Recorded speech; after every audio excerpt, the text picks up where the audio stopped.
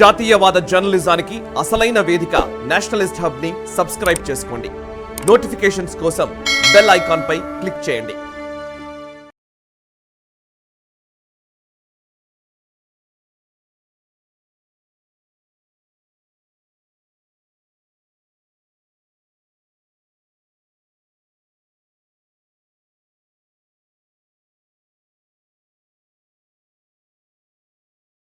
తెలంగాణ రాష్ట్రానికి జరగబోతున్న పార్లమెంట్ ఎన్నికల్లో భారతీయ జనతా పార్టీ నరేంద్రుడి నాయకత్వంలో నన్ను మెదక్ పార్లమెంట్ నుంచి అభ్యర్థిగా ప్రకటించిన తర్వాత భాగ్యనగరానికి విచ్చేసి మొట్టమొదటిసారిగా మీడియా మిత్రులతో ఒక చిన్న సంభాషణ జరుపుకోవాలనే ఉద్దేశంతో ఇక్కడికి రావడం జరిగింది. మా ఆహ్వానాన్ని మన్నించి ఇక్కడికి విచ్చేసినటువంటి మిత్రులందరికీ కూడా హృదయపూర్వక నమస్సుమాంజలి. ఎందుకు బీజేపీకి ఓటేయాలి 2024లో అనేటువంటి అంశానికి వచ్చినప్పుడు, గత 10 సంవత్సరాల నరేంద్ర మోడీ గారి పాలన 2014 నుంచి 2024 వరకు నరేంద్ర మోడీ గారి పాలన ఏ రకంగా ఉంది, 2004 నుంచి 2014 మధ్యలో యూపీఏ 1 యూపీఏ 2 నాయకత్వం వహించి నడిపించినటువంటి మన్మోహన్ సింగ్ గారి పాలన ఏ రకంగా ఉంది అనేది ప్రజలని బేరీజు వేసుకోమని మేము చాలా స్పష్టంగా ప్రజల ముందు మోడీ గారి పాలనని చాలా స్పష్టంగా ప్రజల ముందు ఉంచినాం. ఊరు భాషలో మేము పుట్టి పెరిగినటువంటి ప్రాంతంలో చెప్పుకునేటువంటి భాషలో చెప్పాలంటే, అమ్మ అన్నం వండిన తర్వాత బువ్వ ఉడికిందా లేదా చూడాలంటే 2 మెతుకులు చూస్తే తెలుస్తుంది. సో 2004 నుంచి 2014 మన్మోహన్ సింగ్ గారి ప్రోగ్రెస్ కార్డు, 2014 నుంచి 2024 వరకు నరేంద్ర మోడీ గారి ప్రోగ్రెస్ కార్డు చూసిన తర్వాత ఈ దేశ ప్రజలు కాశ్మీర్ నుంచి కన్యాకుమారి వరకు ఏ సర్వే ఏజెన్సీ సర్వే చేసినా వస్తున్నటువంటి సింగిల్ ఆన్సర్, సింగిల్ సమాధానం, మూడోసారి నరేంద్ర మోడీ గారు 400 సీట్లతో అధికారంలోకి రాబోతా ఉన్నారనేది సర్వే సంస్థలు ఈ దేశం బయట ఉన్నటువంటి సర్వే సంస్థలు కూడా చాలా స్పష్టంగా చెప్తా ఉన్నాయి. ఎందుకు మోడీ గారికి ఓటేయాలంటే ప్రోగ్రెస్ కార్డు చూడండి అని చెప్తా ఉన్నాం. 2014 నుంచి 2019 మధ్యలో 5 సంవత్సరాల్లో వారు చేసినటువంటి పనితీరును చూసిన తర్వాత, మోడీ గారు మీకు 273 సీట్లు సరిపోతలేవు, మీరు ఇంకా స్ట్రాంగ్గా నిర్ణయాలు తీసుకోవాలని చెప్పి ప్రజలు భారతీయ జనతా పార్టీకి 303 స్థానాలు ఇచ్చారు. 2019 నుంచి 2024 వరకు ఈ 5 సంవత్సరాల్లో వారు తీసుకున్నటువంటి మరికొన్ని నిర్ణయాలని ప్రజలు ఆమోదించి ఇంకా సంఘటితంగా గట్టిగా నిర్ణయాలు తీసుకోవాల్సినటువంటి అవసరం కొన్ని విషయాల్లో మిగిలిపోయింది. కాబట్టి వాటి కోసం ఈసారి 400 వరకు మాకు సీట్లు ఇస్తారనేటువంటి విశ్వాసంతో మేము ముందుకు పోతా ఉన్నాం. ఉదాహరణకి, ఈ దేశానికి స్వాతంత్రం వచ్చి భారత రాజ్యాంగం అమల్లోకి వచ్చిన తొలినాళ్లలో నాటి జనసంఘ రూపంలో ఉన్నటువంటి మా పార్టీ పెద్దలు, ఈ దేశ ప్రజలందరూ కూడా ఆకాంక్షించింది ఆర్టికల్ 370 రద్దు చేయాలనేటువంటి ఒక నిర్ణయం. వినడానికి చాలా చిన్నగా కనబడుతుంది, ఒకటే లైన్లో కనబడుతుంది, అబ్రగేషన్ ఆఫ్ ఆర్టికల్ 370 అనేది. కానీ ఆ నిర్ణయం తీసుకోవడానికి దాదాపు 70 సంవత్సరాలు భారత పార్లమెంట్లో ఉన్నటువంటి అనేక మంది పెద్దలు దాని మీద నిర్ణయం తీసుకోలేకపోయినారు. కానీ అబ్జల్యూట్ మెజారిటీ వచ్చిన తర్వాత ఈ దేశ ప్రజల ఆకాంక్ష, నాటి శ్యామాప్రసాద్ ముఖర్జీ గారి కళ, జనసంఘలో పనిచేసినటువంటి ప్రతి కార్యకర్త యొక్క ఉద్దేశాన్ని ఒకటే రోజు ఆగస్టు 9, 2019 రోజు అనుకుంటున్నాను, ఆ రోజు సింగిల్ లైన్ తోటి అంత గొప్ప నిర్ణయాన్ని భారత ప్రజల ముందుంచి పార్లమెంట్లో సుదీర్ఘంగా చర్చించి, పార్లమెంటే అన్నిటికీ సుప్రీం అని చెప్పే రీతి లోపల తీసుకున్నటువంటి నిర్ణయం అబ్రగేషన్ ఆఫ్ ఆర్టికల్ 370 కానీ ఆర్టికల్ 35A విషయంలో కానీ. అంటే మనిషి చూడడానికి సాదాసీదాగా ఉన్నప్పటికీ గత 7 దశాబ్దాలుగా ఈ దేశ ప్రజలు ఏం కోరుకుంటున్నారు, వాటిని అమలుపరచడం లోపల గతంలో ఉన్నటువంటి ప్రభుత్వాలు తీసుకోలేనటువంటి నిర్ణయాలని చాలా స్పష్టంగా ఒక దృఢ సంకల్పంతో తీసుకున్నటువంటి నాయకుడు నరేంద్ర మోడీ గారు. ఇందాక కప్పర్ ప్రసాద్ గారు చర్చను ప్రారంభిస్తూ మీరు ఎంతసేపు రాముడు, సిఏఏ ఇవేనా మీ పంచాయతీలు అని చెప్తూ వచ్చినారు. సార్ అవి కాదు సార్ మా పంచాయతీలు. యూపీఏ 1 యూపీఏ 2లో ప్రతిరోజు 7 కిలోమీటర్లు జాతీయ రహదారుల నిర్మాణం జరిగితే ఈరోజు 32 నుంచి 37 కిలోమీటర్లు పర్ డే జాతీయ రహదారుల నిర్మాణం చేస్తూ ఉన్నాను సార్. ఇది మా వేగం. మీరు అర్థం చేసుకోవాల్సింది, యూపీఏ 1లో యూపీఏ 2లో పర్ డే 7 కిలోమీటర్స్ కొత్తగా జాతీయ రహదారులు నిర్మించడం కష్టంగా ఉంటే, ఈరోజు స్లోగా పని జరిగినప్పుడు, పరిస్థితులు అనుకూలంగా లేనప్పుడు కొండలు కోనల్లో పోతే యావరేజ్న 32 కిలోమీటర్స్ వస్తే, వేగంగా ఉన్నటువంటి ప్రాంతాల్లో మా average 37 kilometres per day national highways వేస్తూ వస్తూ ఉన్నాం.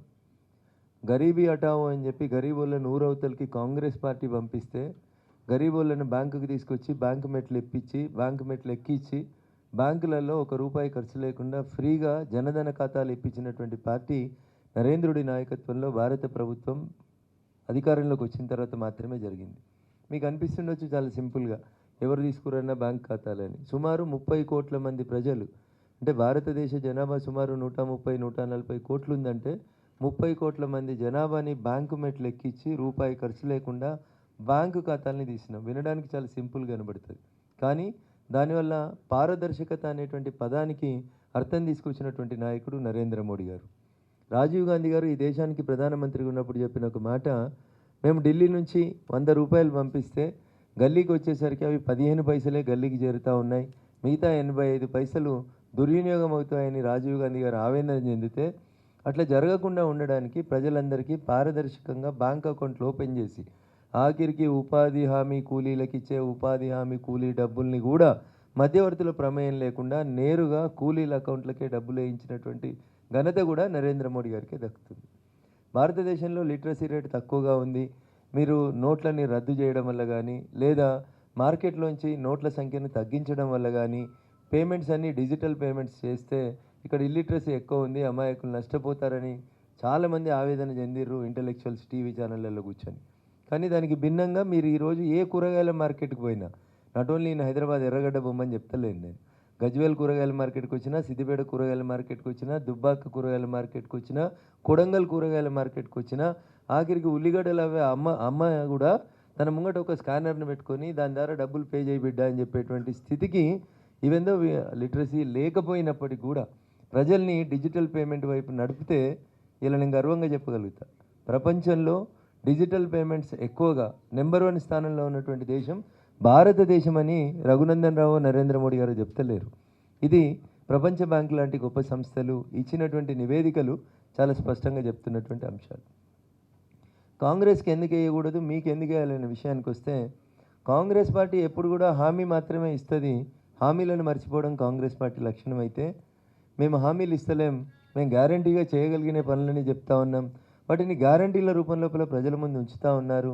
హామీకి గ్యారంటీకి మధ్యలో ఉన్నటువంటి తేడాను ప్రజలు విశ్వసిస్తున్నారు కాబట్టి ప్రజలు హామీల వైపు పోవట్లేదు, గ్యారంటీల వైపు వస్తూ ఉన్నారు. కాంగ్రెస్ ఇచ్చేటివి హామీలు అయితే భారతీయ జనతా పార్టీ ఇచ్చేటివి గ్యారంటీలు. నరేంద్ర మోడీ గారు భారతీయ జనతా పార్టీ నాయకుడిగా ఆ గ్యారంటీలను అమలు చేసేటువంటి బాధ్యత తీసుకుంటున్నారని ప్రజలు విశ్వసిస్తూ ఉన్నారు. 2014 ఆంధ్రప్రదేశ్ పునర్వ్యవస్థీకరణ చట్టం రాస్తే కూడా పెద్ద పెద్దోళ్ళు ఆక్స్ఫర్డ్లలో కేంబ్రిడ్జ్లో చదివిన వాళ్ళు రాసిర్రు ఆ చట్టాన్ని. దాంట్లో కూడా కాంగ్రెస్ హామీలే ఇచ్చింది తప్ప గ్యారంటీకి పని చేయాలని చెప్పలేదు. కానీ నరేంద్రుడి నాయకత్వంలో మేము హామీ అంటలేము, మేము ఏదైనా చెప్తే చేస్తామని చెప్తా ఉన్నాం. మా మేనిఫెస్టోలో ఉన్నటువంటి అంశాలకి మేము గ్యారంటీగా ఉంటా ఉన్నాం. ప్రజలకు చెప్పినటువంటి ప్రతి మాటని గ్యారంటీగా చేస్తూ వస్తూ ఉన్నాం. విభజన చట్టంలో హామీలు పెడతారా ఎవరన్నా? పోలవరానికి జాతీయ హోదా వస్తుంది, కానీ తెలంగాణలో కట్టేటువంటి ప్రాజెక్టుకి హామీ ఇస్తామని చెప్తారు తప్ప ఆ రోజే జాతీయ హోదా ఇవ్వాల్సింది ఎవరొద్దన్నారు? ఆంధ్రప్రదేశ్ విభజించబడుతున్నటువంటి ఆంధ్రప్రదేశ్ తెలంగాణ రాష్ట్రాల్లో ఒక రాష్ట్రంలో ఒక ప్రాజెక్టుకి జాతీయ హోదా ఇచ్చి ఇంకో రాష్ట్రంలో ఇంకో ప్రాజెక్టు కేవలం హామీ మాత్రమే ఇచ్చింది కాంగ్రెస్. హామీలు ఇవ్వడం కాంగ్రెస్ వంతు, అమలు చేయడం భాజపా వంతు అవుతుంది. ఆ అమలులో కూడా మేము అంత్యోదయనే మా లక్ష్యం, అంత్యోదయనే మా స్ఫూర్తి, poorest of the poor should be served first అనేది మా స్ఫూర్తి. అందుకనే కాశ్మీర్ నుంచి కన్యాకుమారి దాకా ప్రజలంతా మోడీ వెంట నడుస్తూ ఉన్నారు.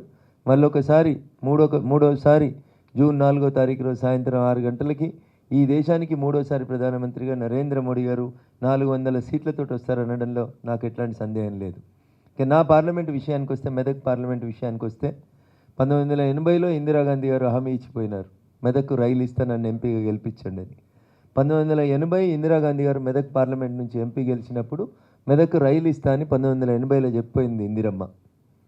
2022లో గంగాపురం కిషన్ రెడ్డి అనేటువంటి కేంద్ర మంత్రి గారిని తీసుకొని పోయి ఇదే రఘునందన్ రావు దుబ్బాక శాసనసభ్యునిగా అక్కన్నపేట నుంచి మెదక్ వరకు రైల్వే లైన్ పూర్తి చేసి మెదక్కి ఒక రైలుని ఇచ్చినటువంటి ఘనత ఎవరిదంటే భారతీయ జనతా పార్టీది, నరేంద్ర మోడీ గారిది తప్ప ఇంకొకటి కాదు. అందుకనే నేను చెప్పిన, కాంగ్రెస్ హామీ ఇస్తుంది, భారతీయ జనతా పార్టీ గ్యారంటీ ఇస్తుంది, గ్యారంటీగా అమలు చేస్తుంది. గ్యారంటీ అంటేనే భారతీయ జనతా పార్టీ, గాలి కొట్టుకపోయే హామీ అంటే Congress party. This is the difference between Congress and Bharatiya Janata party. మీకు గ్యారంటీ కావాలన్నా, గాలి కొట్టుకపోయే హామీ కావాలన్నా ఆలోచించాలి. నిన్న నామినేషన్కి వచ్చి ముఖ్యమంత్రి గారు నోటికి ఏదో వస్తే చెప్పిపోయినాడు మెదక్ ప్రజల్ని. మా మెతుకు సీమ బిడ్డలు మంచోళ్ళు, అమాయకులు, నమ్మితే దేనికైనా సిద్ధపడతారు. అందుకని ముఖ్యమంత్రి గారు ఏం చెప్పిందంటే 1980లో ఇందిరమ్మ వస్తేనే మెదక్కు కంపెనీలు వచ్చినాయి. మెదక్ వాళ్ళు అన్ని జిల్లాల ప్రజల్ని ఆహ్వానించారు. ఒడిశా వాళ్ళకి, బీహార్ వాళ్ళకి, గుజరాత్ వాళ్ళకి, రాజస్థాన్ వాళ్ళకి, మధ్యప్రదేశ్ వాళ్ళకి, ఛత్తీస్గఢ్ వాళ్ళకి అందరికీ ఆశ్రయం ఇచ్చిన జిల్లా మెదక్ జిల్లా అని చెప్పారు. కానీ పాపం ముఖ్యమంత్రి గారికి రాసిచ్చిన ఆ జర్నలిస్ట్ మిత్రుడు ఎవరో కానీ 2 లైన్లు తప్పు రాసిచ్చిండని నేను అనుకుంటా ఉన్నా. సో జర్నలిస్టుల పేరు ఎందుకు చెప్తా ఉన్నా అంటే జనరల్గా అంతా పిఆర్ఓల మీదనే నడుస్తూ ఉంది పంచాయతీ. కాబట్టి నేను కూడా ఆడికేలో వచ్చినాయి కాబట్టి మమ్మల్ని మేము గుర్తు చేసుకోవాలి కాబట్టి చెప్తా ఉన్నాం. ఇందిరాగాంధీ గారు 1980లో వచ్చారు. మా మెదక్ జిల్లాకి బిహెచ్ఎల్ 1964లో లాల్ బహదూర్ శాస్త్రి గారు ఉన్నప్పుడు వచ్చింది. బిహెచ్ఎల్ మెదక్కి 1964లో వచ్చింది.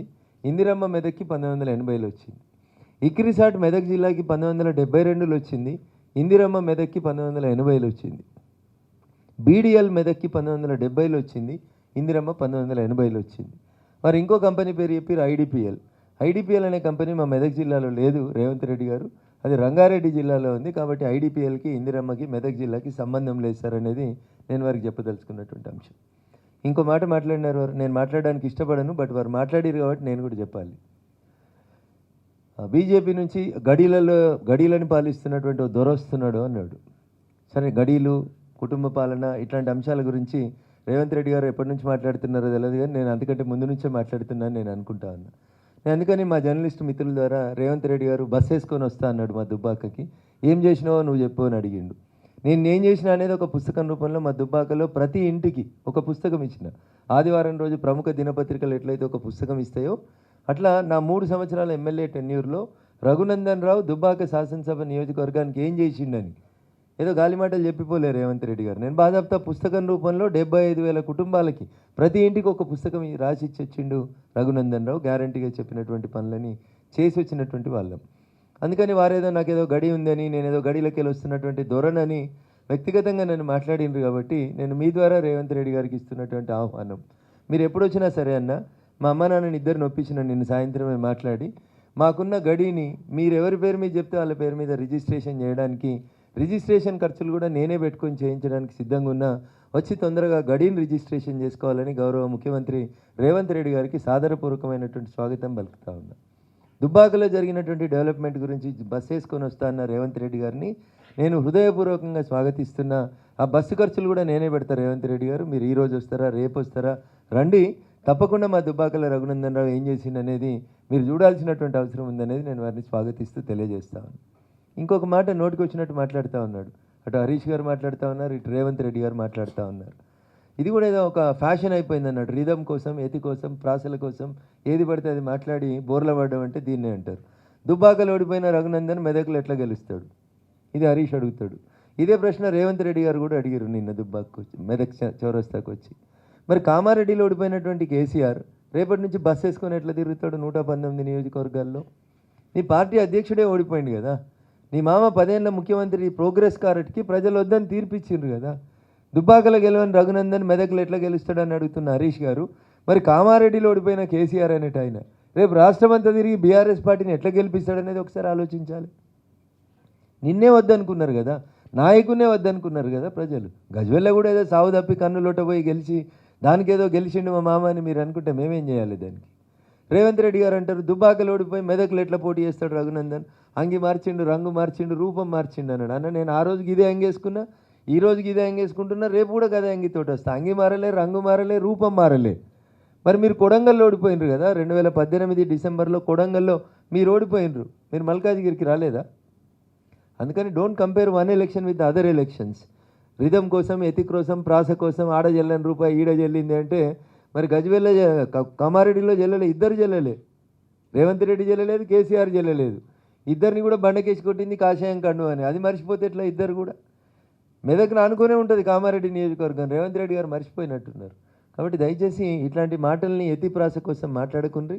రేవంత్ రెడ్డి గారు మళ్ళీ నేను మీకు అప్పీల్ చేస్తా ఉన్నా, I'm ready to register my గడి.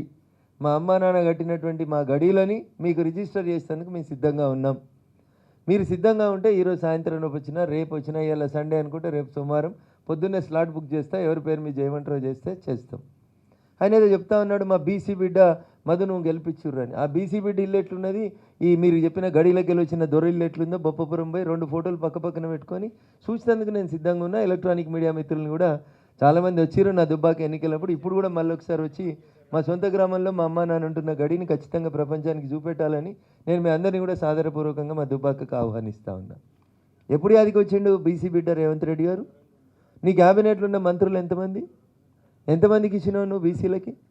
ఎంతమందికి ఇవ్వాలి? జనాభా దామాషా ప్రతిపదికన మేమేదో బీసీ కులగణన చేసి మంత్రి పదవులు ఇస్తాం, పైసలు ఇస్తామని చెప్తున్నావు కదా రేవంత్ రెడ్డి గారు. టోటల్ నీ క్యాబినెట్ స్ట్రెంత్ ఎంత? నీ క్యాబినెట్లో ఉన్న ఓబీసీ మంత్రులు ఎంతమంది? ఒకసారి మీరు ఆలోచించుకోండి. అదేదో చెప్తాడు, ముదిరాజు బిడ్డకి ఎవరికి ఇవ్వలేదు కాబట్టి రేపు ఇస్తాం మేము, ముదిరాజును గెలిపించురు అన్నాడు. నేను అడుగుతున్న రేవంత్ రెడ్డి గారు, 119 మంది తెలంగాణ శాసనసభ్యుల్లో మీరు మంత్రి పదవి ఇస్తా అన్నటువంటి ముదిరాజు సామాజిక వర్గానికి చెందిన ఎమ్మెల్యే ఒక్కడితోనే ఉన్నాడు. నువ్వు నిజాయితీగా కులం పట్ల నీ కన్సర్న్ ఉంటే, లేదా నువ్వు నీ మేనిఫెస్టోలో పెట్టిన ముదిరాజు సామాజిక వర్గాన్ని బీసీఏకి మారుస్తా అనే మాట నిజమే అయ్యి ఉంటే రేవంత్ రెడ్డి గారు, ఎందుకు గెలిచిన ఒక ముదిరాజు ఎమ్మెల్యే మీ కాంగ్రెస్ ఎమ్మెల్యేనే నీ జిల్లానే పాలమూరు జిల్లాకెళ్ళే గెలిచిండు కదా, మరి ఆయనకు మంత్రి పదవి ఇయ్యనంటివి. ఆయనకు ఎప్పుడు ఇస్తాడట? ఈ ఎలక్షన్లు అయిపోయినాక ఇస్తాడంట. ఇగో ఇది హామీ అన్న, ఇది హామీ. కానీ నరేంద్ర మోడీ గారు 27 మంది ఓబీసీలని తన క్యాబినెట్ లోపల పెట్టి, భారత ప్రభుత్వానికి ప్రతినిధులుగా 27 మంది ఓబీసీలని తన క్యాబినెట్లో పెట్టినటువంటి నాయకుడు నరేంద్ర మోడీ గారు. అన్న నువ్వు 2 ఇచ్చినావు, నువ్వు 2 ఇచ్చే గింతలో పెడితే 27 ఇచ్చిన మేమెంత చెప్పాలన్నా? ఇది రేవంత్ రెడ్డి గారు దయచేసి అర్థం చేసుకోవాలి. ఎన్నికల సమరం కాబట్టి ఏది మాట్లాడితే అది చెల్లుతుంది, ఏది పడితే అది మాట్లాడతాం, వ్యక్తిగత దూషణలకు దిగుతామంటే నేను నిన్న చెప్పినా ఇప్పుడు చెప్తా ఉన్నా. నేను కూడా జై తెలంగాణ రోడ్ల మీద తిరిగి వచ్చినోడిని. ఈట్కా జవాబ్ పత్తర్సే దేంగే అనే నినాదాన్ని అందరికంటే గట్టిగా చెప్పి వచ్చినోడిని. కాబట్టి నన్ను ఎవరన్నా ఒకటంటే నేను 2 అనడానికి ఏడ కూడా వెనకకు రాను. తెలుగు, హిందీ, ఇంగ్లీష్, ఉర్దూ నీకు ఏ భాష నచ్చితే ఆ భాషలో, సంస్కృతం కూడా నేను సిద్ధంగా ఉన్నా. మీరు మాట్లాడితే నేను కూడా మాట్లాడడానికి సిద్ధంగా ఉన్నా. కాబట్టి ఎవరిని పడితే వాళ్ళని తిట్టినట్టు నన్ను వచ్చి నా ఊరికి వచ్చి తిట్టకన్నా అని చెప్తా ఉన్నా. చెప్తే నేను అదేదో అనంతపురంలో బాలకృష్ణ గారు ఒక సినిమా డైలాగ్ చెప్పినట్టు నేను కూడా చెప్పాల్సి వస్తుంది. మేము కూడా వస్తాం కొడంగల్కి, కొడంగల్ ఏం దూరం కాదు. దుబాకకి నీకెంత దూరం అయితే నాకు కొడంగల్కి అంతే దూరం అవుతుంది. అది మీరు గుర్తుపెట్టుకోవాలి. బాధ్యతాయుత స్థానంలో ఉన్నారు కాబట్టి గౌరవప్రదంగా మాట్లాడాలి. భాష పట్ల నియంత్రణ తెచ్చుకుంటే ముఖ్యమంత్రి గారికి మంచిదనేది నేను ఈ సందర్భంగా తెలియజేస్తూ, మోడీ గారిని రోజు కొన్ని వేల తిట్లు తిడితే కూడా మోడీ గారి భాష ఎప్పుడు ఇట్లా లేదు. మోడీలు, కేడీలు, ఓ కేడీని మొన్న పంపినాం డిసెంబర్లో, ఇప్పుడు ఇంకొక ఆయనను పంపించేస్తాం ఏప్రిల్లో అంటున్నావు. అన్న ఏప్రిల్లో నువ్వు ఆయనను పంపలేవు, జూన్లో మళ్ళీ ఆయన్నే వస్తాడు. అది నీకు కూడా తెలుసు కాబట్టే నువ్వే మొన్న ఆదిలాబాద్కి వచ్చినప్పుడు చెప్పినావు మా పెద్దన్న అని సంబోధించినావు. ఎందుకు? నిన్న కూడా 2000 కోట్లు నిన్న కొత్తగా లోన్ తీసుకున్నావు నువ్వు. మళ్ళా నువ్వు ముఖ్యమంత్రి అయిన తర్వాత సుమారు 20,000 కోట్ల రూపాయలని కొత్తగా లోన్ తెచ్చుకుంటే కానీ నీకు డీజిల్ పోయలేనటువంటి పరిస్థితి ఉంది నీ ఆర్థిక శాఖ.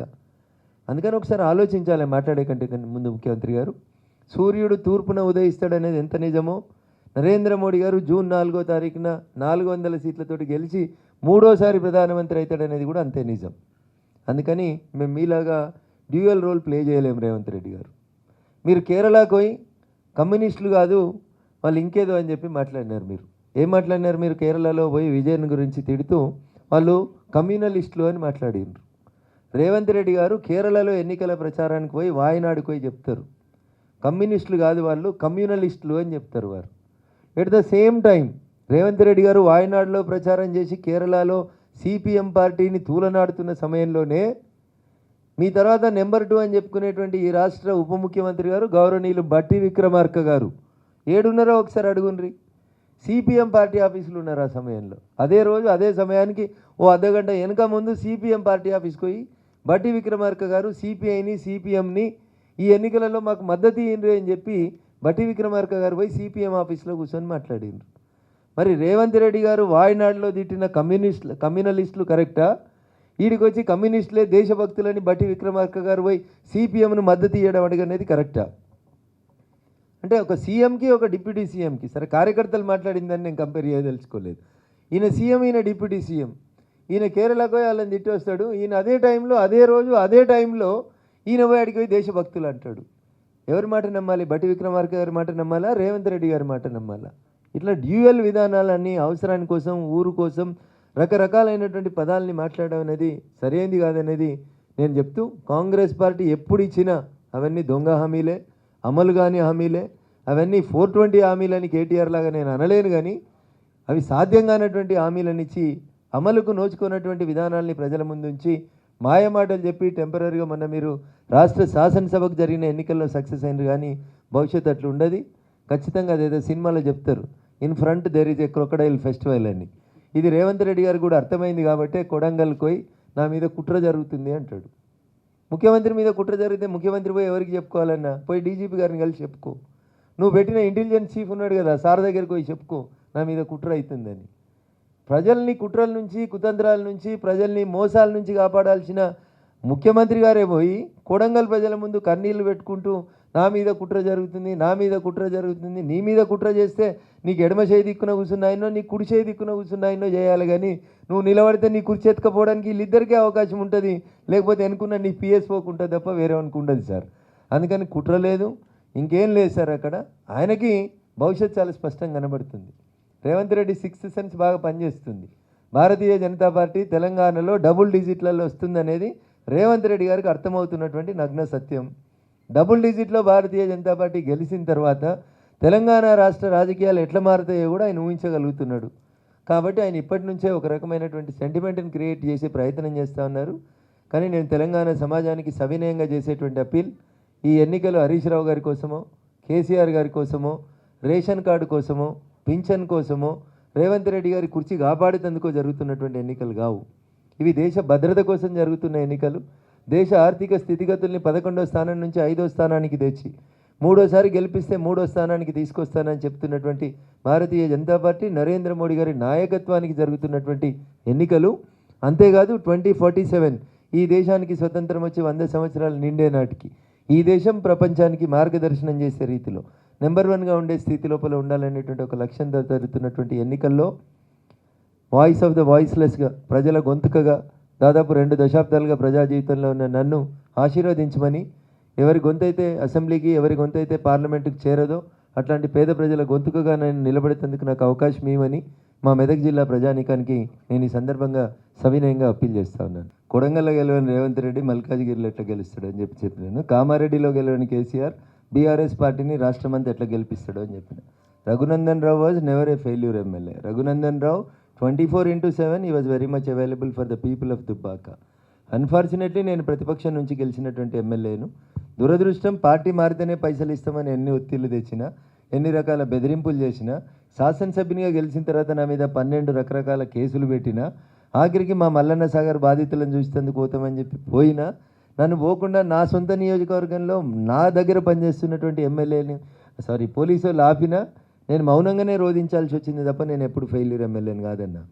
తన ఇంటి వాసాలనే తన చితిమంటగా వేర్చుకొని వేమ్లగట్ అనుకుంటా ఆ గ్రామంలో మల్లారెడ్డి అనేటువంటి ఒక రైతు తన ఇంటి వాసాలన్నీ, పాత రోజులలో ఇంటికి పైన కప్పేసుకుంటారు కట్టెలతోటి, ఆ కప్పుని తన చితిగా వేర్చుకొని సూసైడ్ చేసుకున్న మల్లారెడ్డి శవాన్ని చూడడానికి పోతా అన్న రోజు కూడా నన్ను కనీసం మల్లన్న సాగర్కి పోనీ అనేటువంటి పోలీసుల పాలనలో Raghunandan was never a failure MLA. ఈ was 100% successful.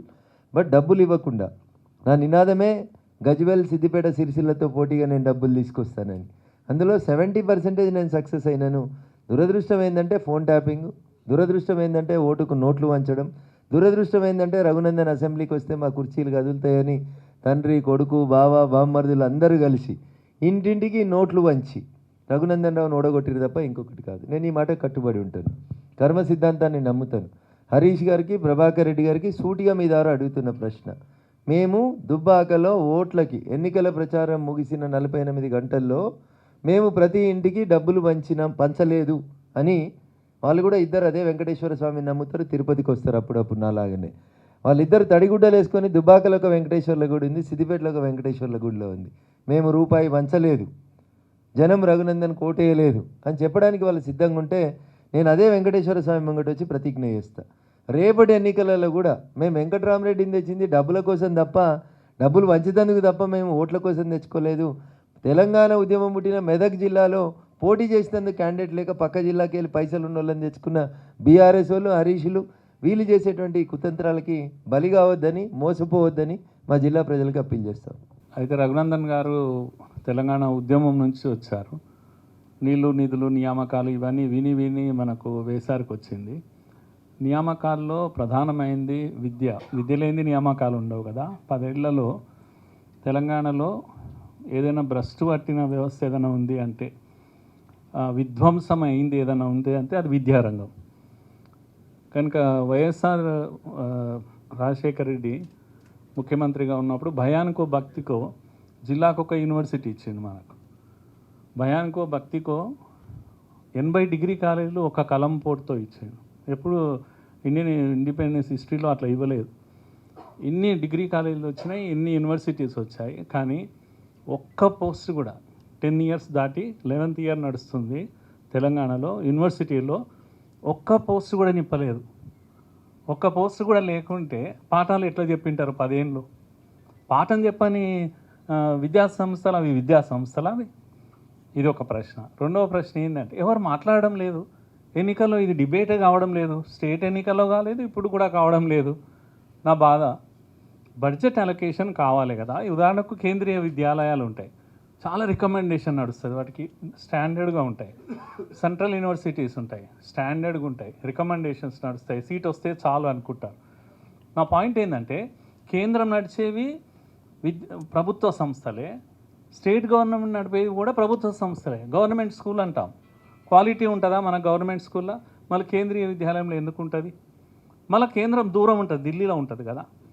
Central university standard ఉంటుంది, ఇక్కడ హెచ్సియు స్టాండర్డ్ ఉంటుంది, ఉస్మానియా మొత్తం డొల్లతనం ఏమీ ఉండదు. ఇంకా ఇలాంటి ఒక ఇది వేధించేటువంటి సమస్య. కేంద్రం కూడా ఇది ఆలోచించాలి, దేశమంతా కూడా.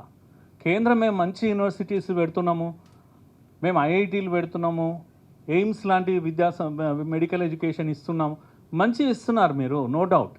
కానీ రాష్ట్రాలు అన్నీ ఫెయిల్ అవుతున్నాయి కదా. మీరు ఇచ్చేవి చాలా తక్కువ. కేంద్రం ఇచ్చేవి, కేంద్రీయ విద్యాలయాలు ఎన్ని ఉంటాయి? 3-4 ఉంటాయి ఒక రాష్ట్రంలో, కానీ బళ్ళు ఎన్ని ఉంటాయి? ఇది నాకున్నటువంటి, నన్ను వేధిస్తున్నటువంటి సమస్య. రఘునందన్ గారు, మీరు మంచి మాటకారే కాదు, మంచి థింకర్ కూడా. కనుక రేపు తప్పకుండా మీరు పార్లమెంటుకు పోతారని నేను ఆశిస్తున్నా. విద్యారంగము దేశంలోనే దెబ్బతింటా ఉంది. 91 తర్వాత ప్రైవేటీకరణ పెరిగిపోయింది. దాంతో పేదోడికి నాణ్యమైన విద్య అనేది దొరకడం లేదు. డబ్బున్నవాడికి దొరుకుతుంది, పేదోడికి లేదు. మన తెలంగాణ, ఇంకొక విషయం మర్చిపోవద్దు, నేషనల్ యావరేజ్ 74% ఉంటే లోయెస్ట్ బాటం నుంచి 2వ 3వదిగా తెలంగాణ ఉంది. లిటరేసీ నేను చెప్పేది, పెద్ద చదువులు పీజీ కాదు నేను చెప్పేది. కనుక లిటరేసీ రేట్ ఎంత ఉందంటే 66% ఉంది. ఐజా, గట్టు లేకపోతే ఈ మండలాలు దేశంలో లోయెస్ట్ మండలాలు అవి. సిగ్గుతో తల వంచుకోవాలి మన తెలంగాణ గురించి మాట్లాడుకొని 10 ఏళ్ల తర్వాత. అందుకని మీరు ఇది ఆలోచించండి.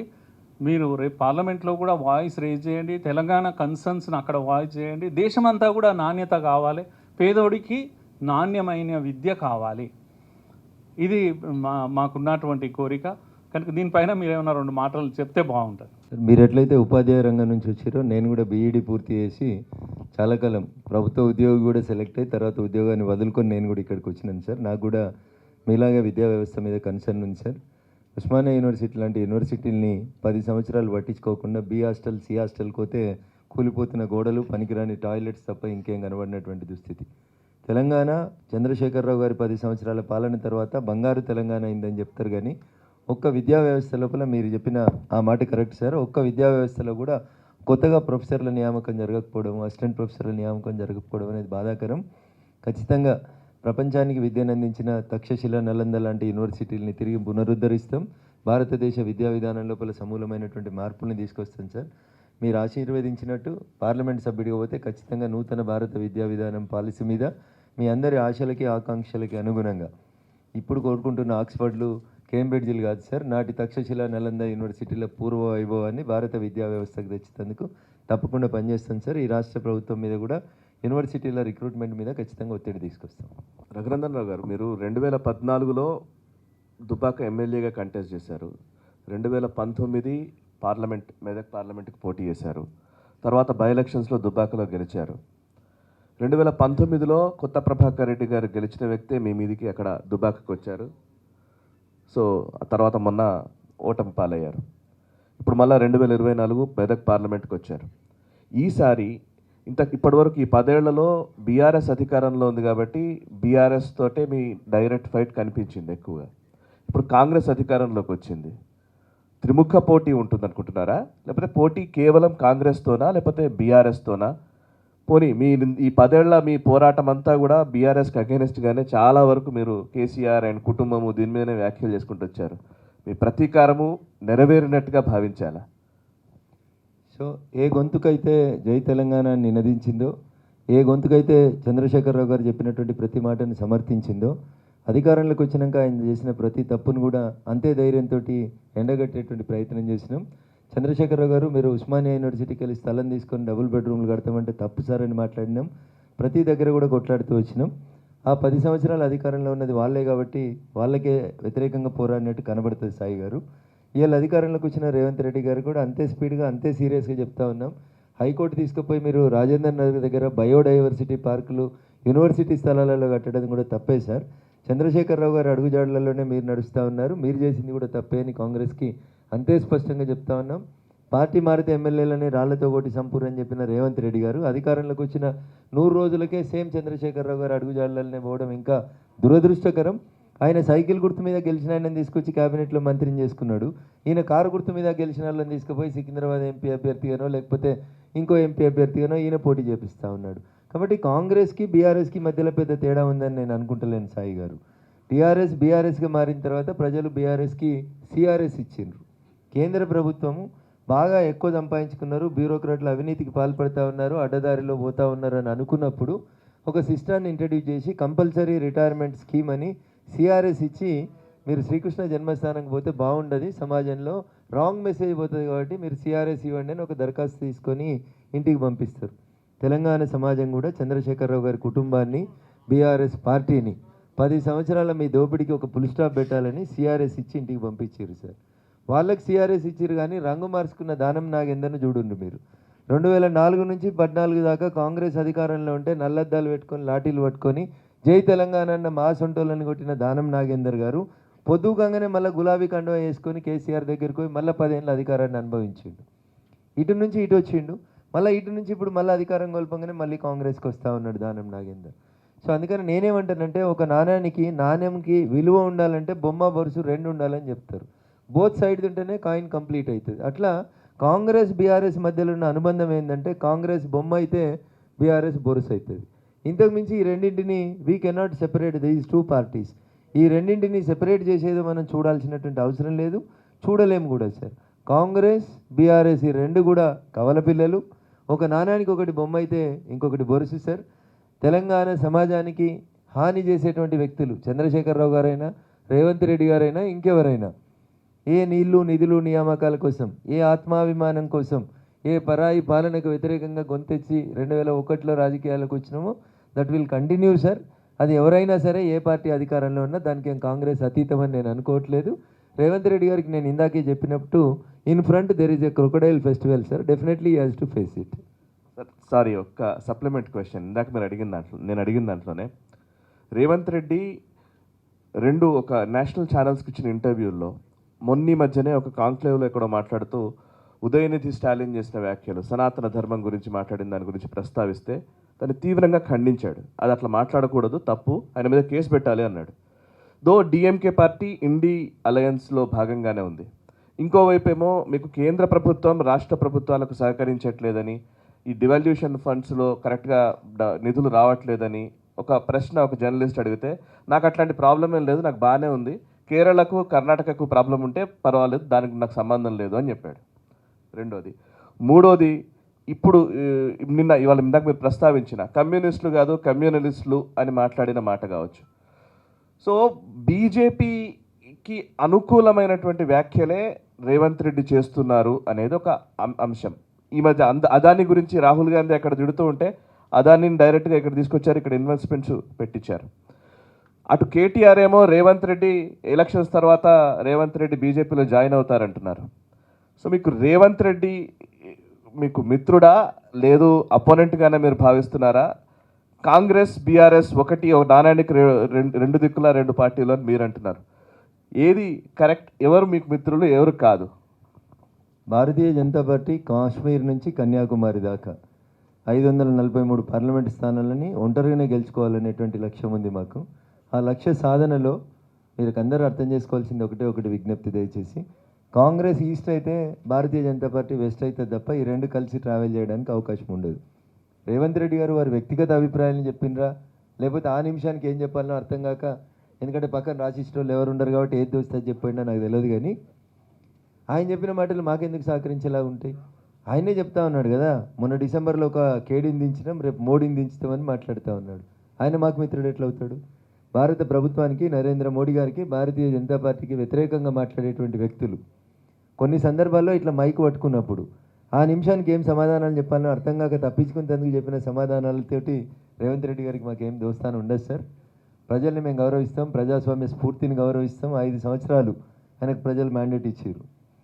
సాదుకుంటారా చంపుకుంటారా అన్నట్టు, ఉంచుకుంటాడా పోగొట్టుకుంటాడా ఆయన కర్మ, దానికి మేమేం చేస్తాం?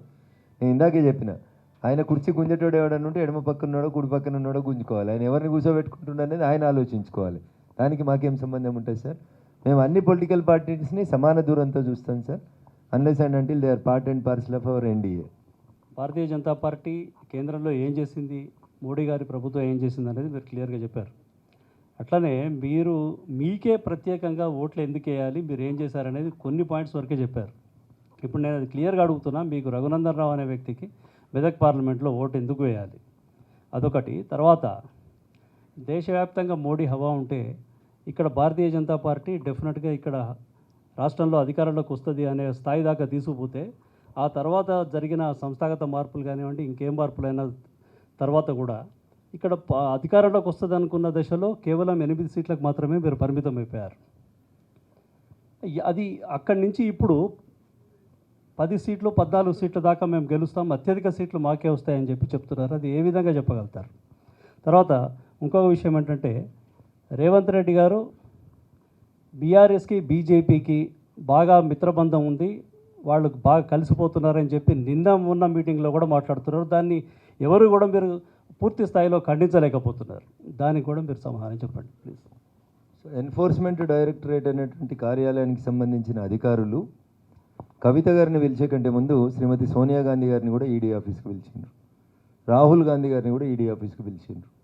ఆఖరికి ప్రియాంక వాద్రా గారి భర్త రాబర్ట్ వాద్రా గారిని కూడా పిలిచి 8 గంటలు 14 గంటలు కొన్ని పేపర్లు గ్రిల్ చేసినాయి అన్నారు, కొన్ని పేపర్లు చిల్ చేసినాయి అన్నారు, కొన్ని పేపర్లు ఇంట్రాగేషన్ చేసినాయి అని చెప్పారు. మొత్తానికైతే ఈడీ కార్యాలయానికి శ్రీమతి సోనియా గాంధీ గారు, రాహుల్ గాంధీ గారు, రాబర్ట్ వాద్రా గారు కూడా ఆహ్వానించబడ్డారు, ప్రశ్నించబడ్డారు, క్రాస్ చెక్ చేయబడ్డారు. మరి సోనియా గాంధీని అరెస్ట్ చేయలేదు కాబట్టి Congress party BRS party Congress party BJP party ఒకటని ఎందుకు మాట్లాడతలేరు?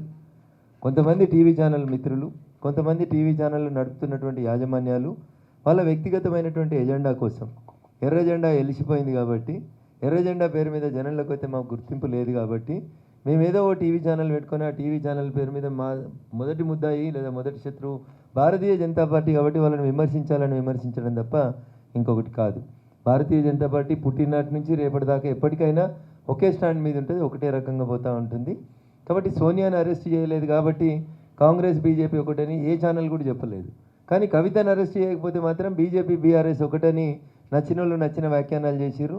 అమాయకులైనటువంటి మా తెలంగాణ సమాజాన్ని నమ్మించడం లోపల వాళ్ళు సఫలీకృతమయ్యారు తప్ప సంస్థాగతంగా ఏదో జరిగింది, ఇంకోటి జరిగింది అనేటువంటి మాటలు నేను నమ్ముతలేను. 2023 నవంబర్లో ఎన్నికల కంటే ముందు రాష్ట్రంలో ఏ వాతావరణం అయితే ఉందో, చంద్రశేఖరరావుని ఇంటికి పంపిద్దాం, ప్రత్యామ్నాయంగా కాంగ్రెస్ని తెచ్చుకుందామని అయితే ఎట్లయితే ప్రజలు భావించిండ్రో, ఇప్పుడు 2024 ఏప్రిల్కి వచ్చేసరికి ప్రజలు అట్లే భావిస్తూ ఉన్నారు. కాంగ్రెస్ ఇచ్చిన బూటక హామీలను పక్కకు పెట్టి ఈరోజు ఖచ్చితంగా మనం భారతీయ జనతా పార్టీని, నరేంద్ర మోడీ గారిని మళ్ళొకసారి అధికారంలోకి తెచ్చుకోవాలని ప్రజలు చాలా సంపూర్ణమైనటువంటి విశ్వాసంతో ముందుకు పోతా ఉన్నారు. ఖచ్చితంగా పోతాం. మీరు అన్నారు అప్పుడు రాలేదు, ఇప్పుడు ఎట్లా వస్తాయి మీకు అని అన్నారు. 2018 నవంబర్లో మేము గెలిచింది ఒకటే సీటు, మాకు వచ్చింది 7% ఓట్లన్నా. కానీ 4 నెలల తర్వాత ఏప్రిల్ 2019లో పార్లమెంట్ ఎన్నికలు జరిగితే మాకు వచ్చింది 21% ఓట్లు వచ్చినాయన్నా. 4 పార్లమెంట్లు గెలిచినాం. 21 అసెంబ్లీ స్థానాలలో భారతీయ జనతా పార్టీ మిగతా 2 రాజకీయ పార్టీల కంటే ఎక్కువ ఓట్లు తెచ్చుకుంది. This I'm comparing with 2018 November నుంచి 2019 డిసెంబర్ లెక్కలు చెప్తా ఉన్నాను. అసెంబ్లీకి వచ్చిన 7% ఓట్లు, పార్లమెంట్కి వచ్చినాయి 21% ఓట్లు. అసెంబ్లీలో వచ్చింది 1 ఎమ్మెల్యే, పార్లమెంట్కి వచ్చింది 4 ఎంపీలు. పార్లమెంట్లో పోలైనటువంటి సీట్లను ఓట్లను లెక్కేసుకున్నట్లయితే 21 అసెంబ్లీ స్థానాలలో భారతీయ జనతా పార్టీ మిగతా 2 పార్టీలను దాటి ముందుకు పోయిందన్న అవుట్ ఆఫ్ 119. ఈరోజు 2023 నవంబర్లో జరిగిన ఎన్నికలలో, రాష్ట్ర శాసనసభ ఎన్నికల్లో మాకు వచ్చినటువంటి ఓట్లు 14.6% వచ్చినాయన్న. If you calculate in the same angle 7% నుంచి 21% పోయిన మేము 2018 నుంచి 2019 ఏప్రిల్కి 7% అసెంబ్లీకి వస్తే పార్లమెంట్కి 21కి పోయినాం. ఇవాళ 2023 నవంబర్లో 14.5% తెచ్చుకున్న మేము 3 times మల్టిపుల్ అయితే మేము ఎంతకు వస్తామో పార్లమెంట్ ఎన్నికలలో 2024 ఏప్రిల్లో మీరు ఆలోచించండి. దాదాపు 44 నుంచి 45%కి ఎదుగుతాం. కాబట్టి మేము డబుల్ డిజిట్లో గెలుస్తాం. We are only the party which is going to lead majority seats in Telangana also. ఇప్పుడు మీరు మెజారిటీ స్థానాలు గెలుస్తామని మీరు చెప్తా ఉన్నారు. రేవంత్ రెడ్డి ఇప్పటికే చెప్తా ఉన్నాడు ప్రజాపాలనకు రిఫరెండం ఈ పార్లమెంట్ ఎలక్షన్ అని చెప్తా ఉన్నాడు. మీరేమో మెజారిటీ స్థానాలు గెలుస్తా అన్నారు. అంటే మోడీ పాలన కూడా రిఫరెండంగా ఈ పార్లమెంట్ ఎలక్షన్స్ మీరు భావిస్తారా అనేది ఒక క్వశ్చన్. రెండో క్వశ్చన్, ముందుంది ముసళ్ళ పండుగ అని రేవంత్ రెడ్డిని పదే పదే మీరు అంటున్నారు. లెఫ్ట్ ఓవరు చేరుకుంచుకోవాలి, రైట్ ఓవరు చేరుకుంచుకోవాలని ప్రయత్నం చేస్తున్నారు ముఖ్యమంత్రి చేరును అని అంటున్నారు. అంటే పార్లమెంట్ ఎలక్షన్ల తర్వాత ఆగస్టు సంక్షోభం ఏమన్నా వస్తుందని మీరు అనుకుంటున్నారా? ఎందుకు నేను నిన్న మాట ఎందుకు మాట్లాడినంటే ఆగస్టు 15కి నేను రైతుల 2 లక్షల రుణమాఫీ చేస్తానని రేవంత్ రెడ్డి గారు ప్రకటించారు. నేను అడుగుతున్న ఆగస్టు దాకా ఎందుకు ఆగుతున్నావు అన్న? జూన్ 6వ తారీఖు ఎలక్షన్ కూడా అయిపోతుంది కదా. జూన్ 7 నాడు 2 లక్షల రుణమాఫీ చేయి. ఎందుకు చేస్తలేవు? ఏం చెప్పారు మీరు మీ డిప్యూటీ సీఎం బట్టి విక్రమార్క గారు మీడియాతో మాట్లాడుతూ ఎలక్షన్స్ అప్పుడు రకరకాల సందర్భాల్లో చెప్పింది. రేవంత్ రెడ్డి గారు చెప్పిన మాటనే చెప్తాం మీకు. నవంబర్లో లోన్ కట్టుకుంటే ₹1,00,000 మాఫీ అవుతుంది. ఒకవేళ తెలిసి తెలియక ఎవరైనా రైతు ₹1,00,000 లోన్ కట్టుకుని ఉంటే దయచేసి మళ్ళీ పోయి 2 లక్షల లోన్ తీసుకోండి. డిసెంబర్ 9 నాడు నేను ముఖ్యమంత్రి అయినాక సంతకం పెట్టేది 2 లక్షల రైతు రుణమాఫీ మీదనే అన్నారు. సరే డిసెంబర్ 9 పోయింది, జనవరి పోయింది, ఫిబ్రవరి, మార్చి, ఏప్రిల్, మే 9 కూడా పోనీ అన్న. జూన్ 9కి చెయ్యి. ఆగస్టు దాకా ఎందుకన్నా? జూలై ఆగస్టు దాకా ఎందుకు పోతా ఉన్నాం? మేము ఆయన మంచిగా ఉండాలనే కోరుకుంటాం, 5 ఏళ్ళు ఉండాలనే కోరుకుంటాం, ప్రజా తీర్పుని మేము గౌరవిస్తాం. కానీ నీ పార్టీలో జరుగుతున్నటువంటి లెక్కలు ఏమున్నాయో నువ్వు ఆలోచించుకోమని చెప్తా ఉన్నాం. మేము ప్రజాస్వామ్య స్ఫూర్తిని గౌరవించి చెప్తా ఉన్నాం తప్ప మేము ఇంకొక రకమైనటువంటి సూచన చేయట్లేదు ఆయనకి. ఆయనతో మాకు సంబంధాలు బాంధవ్యాలు అందుకంటే లేవు సార్. ఇకపోతే ఇంకొక ప్రశ్న ఏదో అన్నారు మీరు. సో ఒక్క తెలంగాణకే రెఫరెండం కాదండి ఇది. కాశ్మీర్ నుంచి కన్యాకుమారి వరకు నరేంద్ర మోడీ గారి 10 సంవత్సరాల పాలనకి మేము దీన్ని రెఫరెండంగా స్వీకరించేటువంటి దమ్ము ధైర్యం మాకు ఉంది. కాబట్టే ఇగో 10 ఏళ్ళలో మేము ఇది చేసినాం, ఇగో ఇది మా ప్రోగ్రెస్ కారట్టు, దీన్ని చూసి ఓట్లు వేయండి అని అడుగుతున్నాం. మేము కొత్తగా 2 లక్షలు మాఫీ చేస్తాము, 2000 పింఛన్ని 4000 చేస్తాము, స్కూటీలకి ఫ్రీగా ఇస్తాము, స్కూటీలలో పెట్రోల్ ఫ్రీగా ఇస్తామని ఉచిత హామీలు ఇచ్చి వస్తలేమన్నా. మేము బాజాబ్తా ఏది చేస్తామని చెప్తున్నాం, అదే చెప్పి అదే ఈ 10 ఏళ్ళలో ఇన్ని చేసినాం, రేపు భవిష్యత్తులో ఇది చేస్తామని చెప్పి ప్రింటెడ్ పుస్తకాలని వంచి మరి ప్రజలకు ఓట్లు అడుగుతున్నాం అన్న.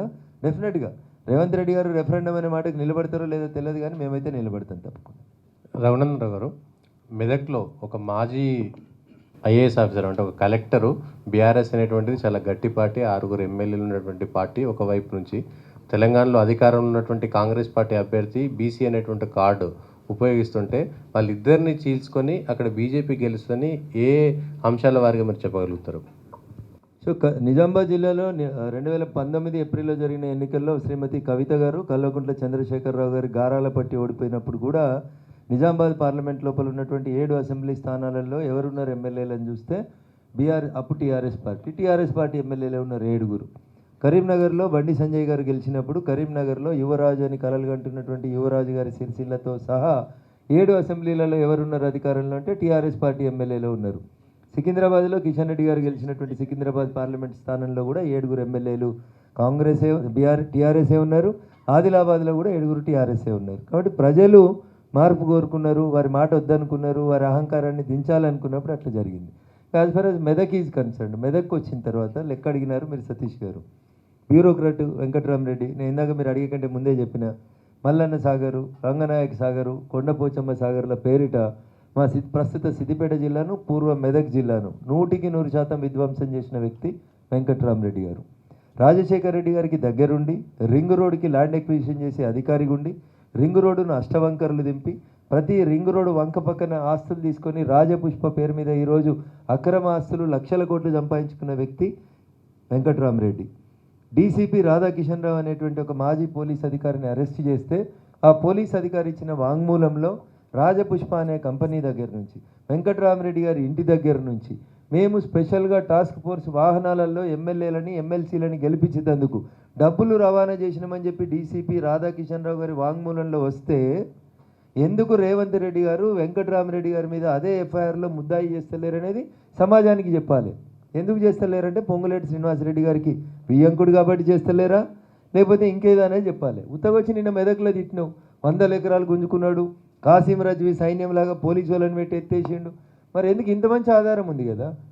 ఎవరు చెప్పారు? రఘునందన్ రావు రాజకీయ ఆరోపణ చేయలే. రఘునందన్ రావు 2020 నవంబర్ నుంచి మొత్తుకునుండే రాధాకిషన్ రావు అనేటువంటి ఒక డీసీపీ బాజాప్తా పంజగుట్ట పోలీస్ స్టేషన్లో నమోదైన ఒక ఎఫ్ఐఆర్లో మాట్లాడుతూ రాజపుష్ప అనేటువంటి సంస్థ 4 అన్నదమ్ములు జాయింట్ ఫ్యామిలీ, తెల్లాపురం, రాజపుష్ప విల్లాలు, ఆయన నా క్లాస్మేటు, ఇంత కరెక్ట్గా చెప్పి అడిగి పైసలు తీసుకుపోయినా మీకు ఎస్ఐ పేరు ఇది, ఇచ్చిన వాహనం పేరు బోలేరు అని చెప్పిండు. నిజంగా రేవంత్ రెడ్డి గారికి కేసీఆర్ కుటుంబాన్ని అవినీతి చేసిన వాళ్ళని జైలు వేయాలనే కోరికుంటే ఎందుకు వెంకట్రామరెడ్డి గారిని అరెస్ట్ చేస్తలేరు? ఏ బంధం ఉంది? ఏ సంబంధం ఉంది? ఇందాక అడిగింది కదా, ఏ బంధంతో ముందుకు పోతా ఉన్నారు వాళ్ళు? వెంకట్రామరెడ్డిని యాక్చువల్గా ముద్దాయి చేసి లోపలేయాలి కదా. మీకు ఇంకో మాట చెప్తా, శరత్ చంద్రారెడ్డి అనేటువంటి ఒక వ్యక్తి ఎవరైతే మొన్నటిదాకా ఈడీ కేసులో అప్రూవరు, నిన్న సిబిఐ కేసులో అప్రూవర్గా మారిండో, ఆ శరత్ చంద్రారెడ్డి క్రిస్టల్ క్లియర్గా చెప్పిండు, నువ్వు తెలంగాణలో వ్యాపారం చేసుకోవాలంటే నాకు ఇన్ని పైసలు ఇవ్వమని చెప్పి చెల్లె తిహార్ జైల్లో ఉన్న చెల్లె అడిగి తీసుకుపోయింది అని చెప్పిండు. It is a cognizable offence. Revanth Reddy గారిని అడుగుతున్నా నేను, నీకు బీఆర్ఎస్ పార్టీతో సత్సంబంధాలు లేకపోతే, కాంగ్రెస్ బీఆర్ఎస్ ఒక నాణ్యానికి 2 బొమ్మ బోర్సు కాకపోతే ఎందుకు వెంకట్రామరెడ్డి మీద ఎందుకు కేసు అవుతలేదు? వెంకట్రామరెడ్డి ఎందుకు అరెస్ట్ అవుతలేడు చెప్పాలి. కవిత నన్ను బెదిరించి ఎక్స్టార్షన్ చేసి ఇన్ని కోట్లు తీసుకున్నదని బయట చెప్పలే శరత్ చంద్రారెడ్డి. మా కోర్టు భాషలో చెప్పాలంటే 164 సిఆర్పిసి స్టేట్మెంట్ జడ్జి ముందు వచ్చి శరత్ చంద్రారెడ్డి చెప్పి ఇన్ని కోట్లు నీ వ్యాపారం నడవది, ఫార్మా ఇండస్ట్రీ నడవదని బెదిరించి కవిత ఎక్స్టార్షన్ చేసింది అంటాం. 384 సెక్షన్ వస్తుంది. రేవంత్ రెడ్డి గారు మీ అమిన్ సభలు మర్చిపోతే యాద్ చేయండి. ఎక్స్టార్షన్ 384 కింద బలవంతంగా పెట్టి కంపెనీ నడపలేవని చెప్పి డబ్బులు ఎత్తుకపోయింది కదా. ఎందుకు కవిత మీద ఎఫ్ఐఆర్ చేస్తలేవు? ఏ బంధం కాపాడుతుంది? శరత్ చంద్రారెడ్డిని పిలిచి సుమోటో కింద కంప్లైంట్ తీసుకోవచ్చు కదా. పోనీ శరత్ చంద్రారెడ్డి వస్తలేడు, మీ డీసీపీని చెప్పిండ్రు, ఆయన పోయి జడ్జి ముంగట చెప్పిండు, సర్టిఫైడ్ కాపీ తెచ్చి కవిత మీద ఎఫ్ఐఆర్ చేయాలి కదా. ఇగో ఇది 2015లో ఓటుకు నోటు కేసు అయితే 2024 దాకా కేసు ట్రయల్ ఉండదు, శిక్ష ఉండదు.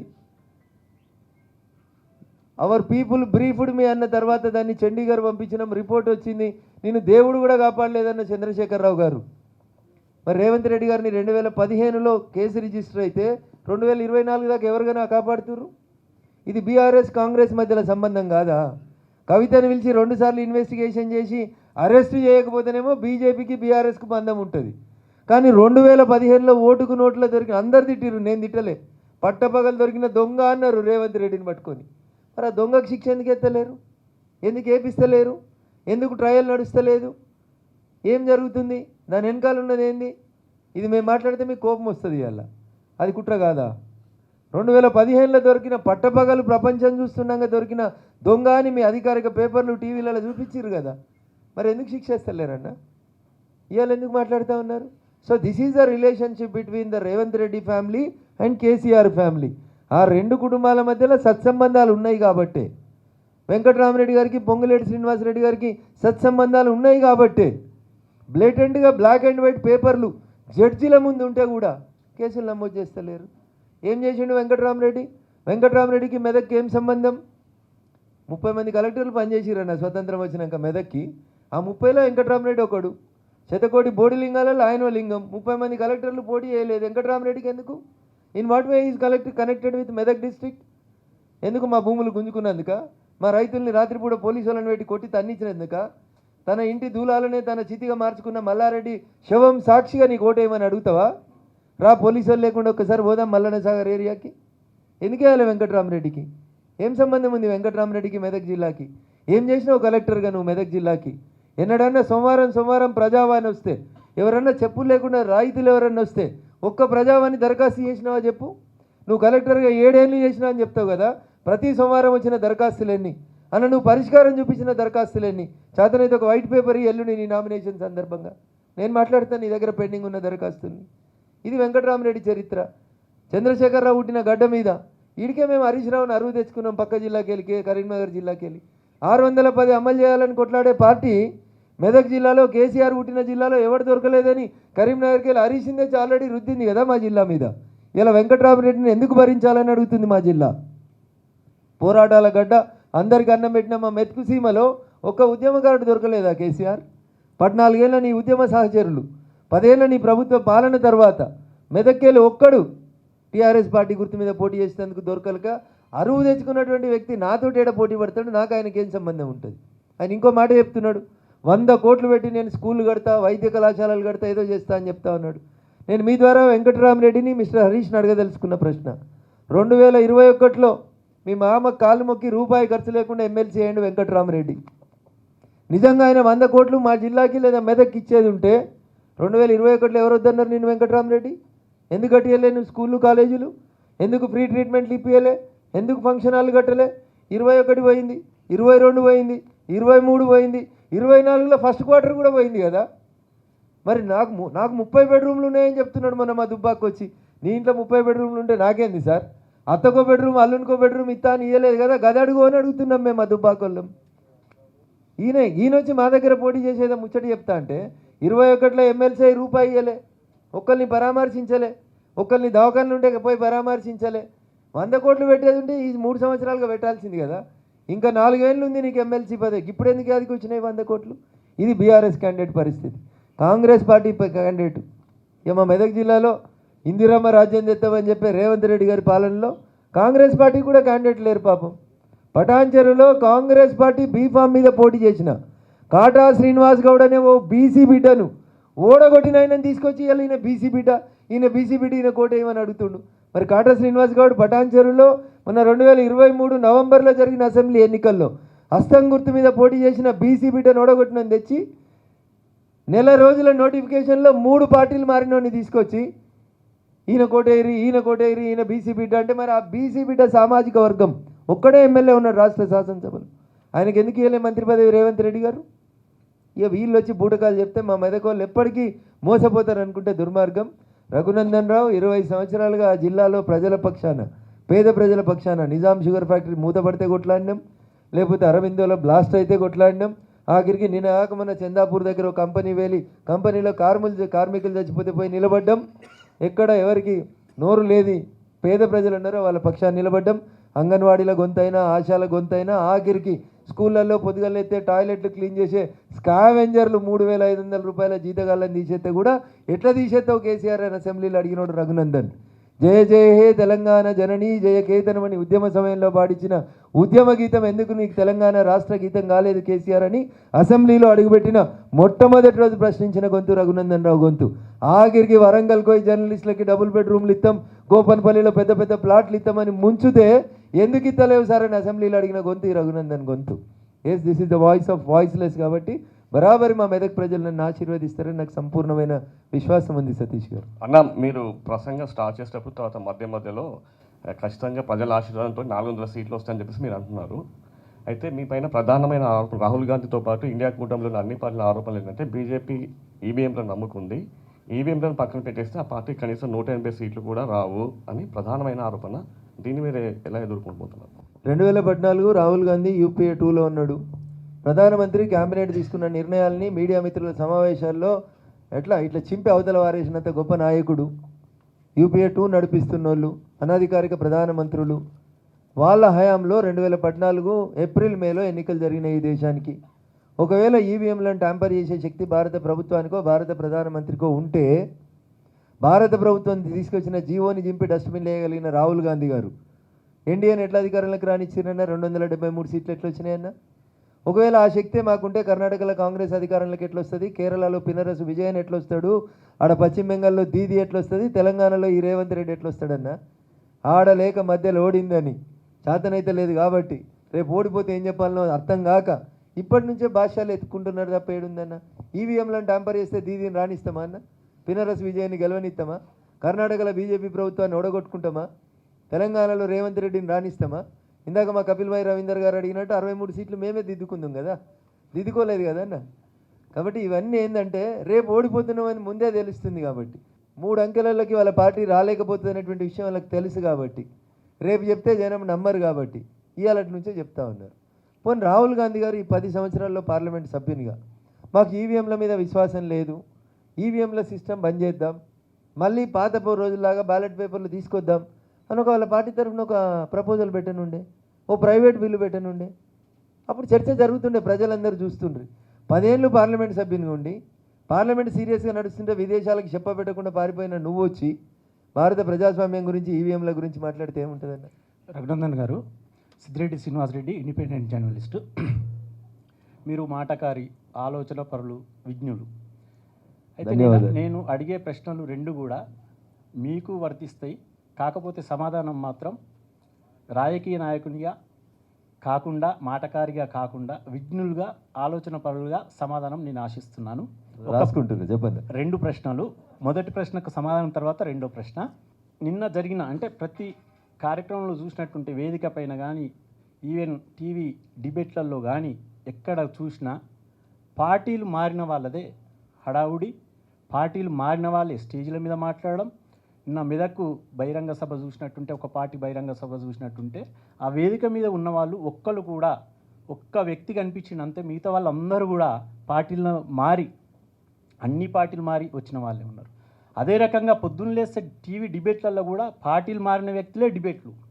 వాళ్ళు ఉన్న పార్టీలు ఉన్నప్పుడు ఆ పార్టీని ఇప్పుడు పార్టీలు మారితే ఆ పార్టీని విమర్శిస్తారు, ఆ నాయకులను విమర్శిస్తున్నారు.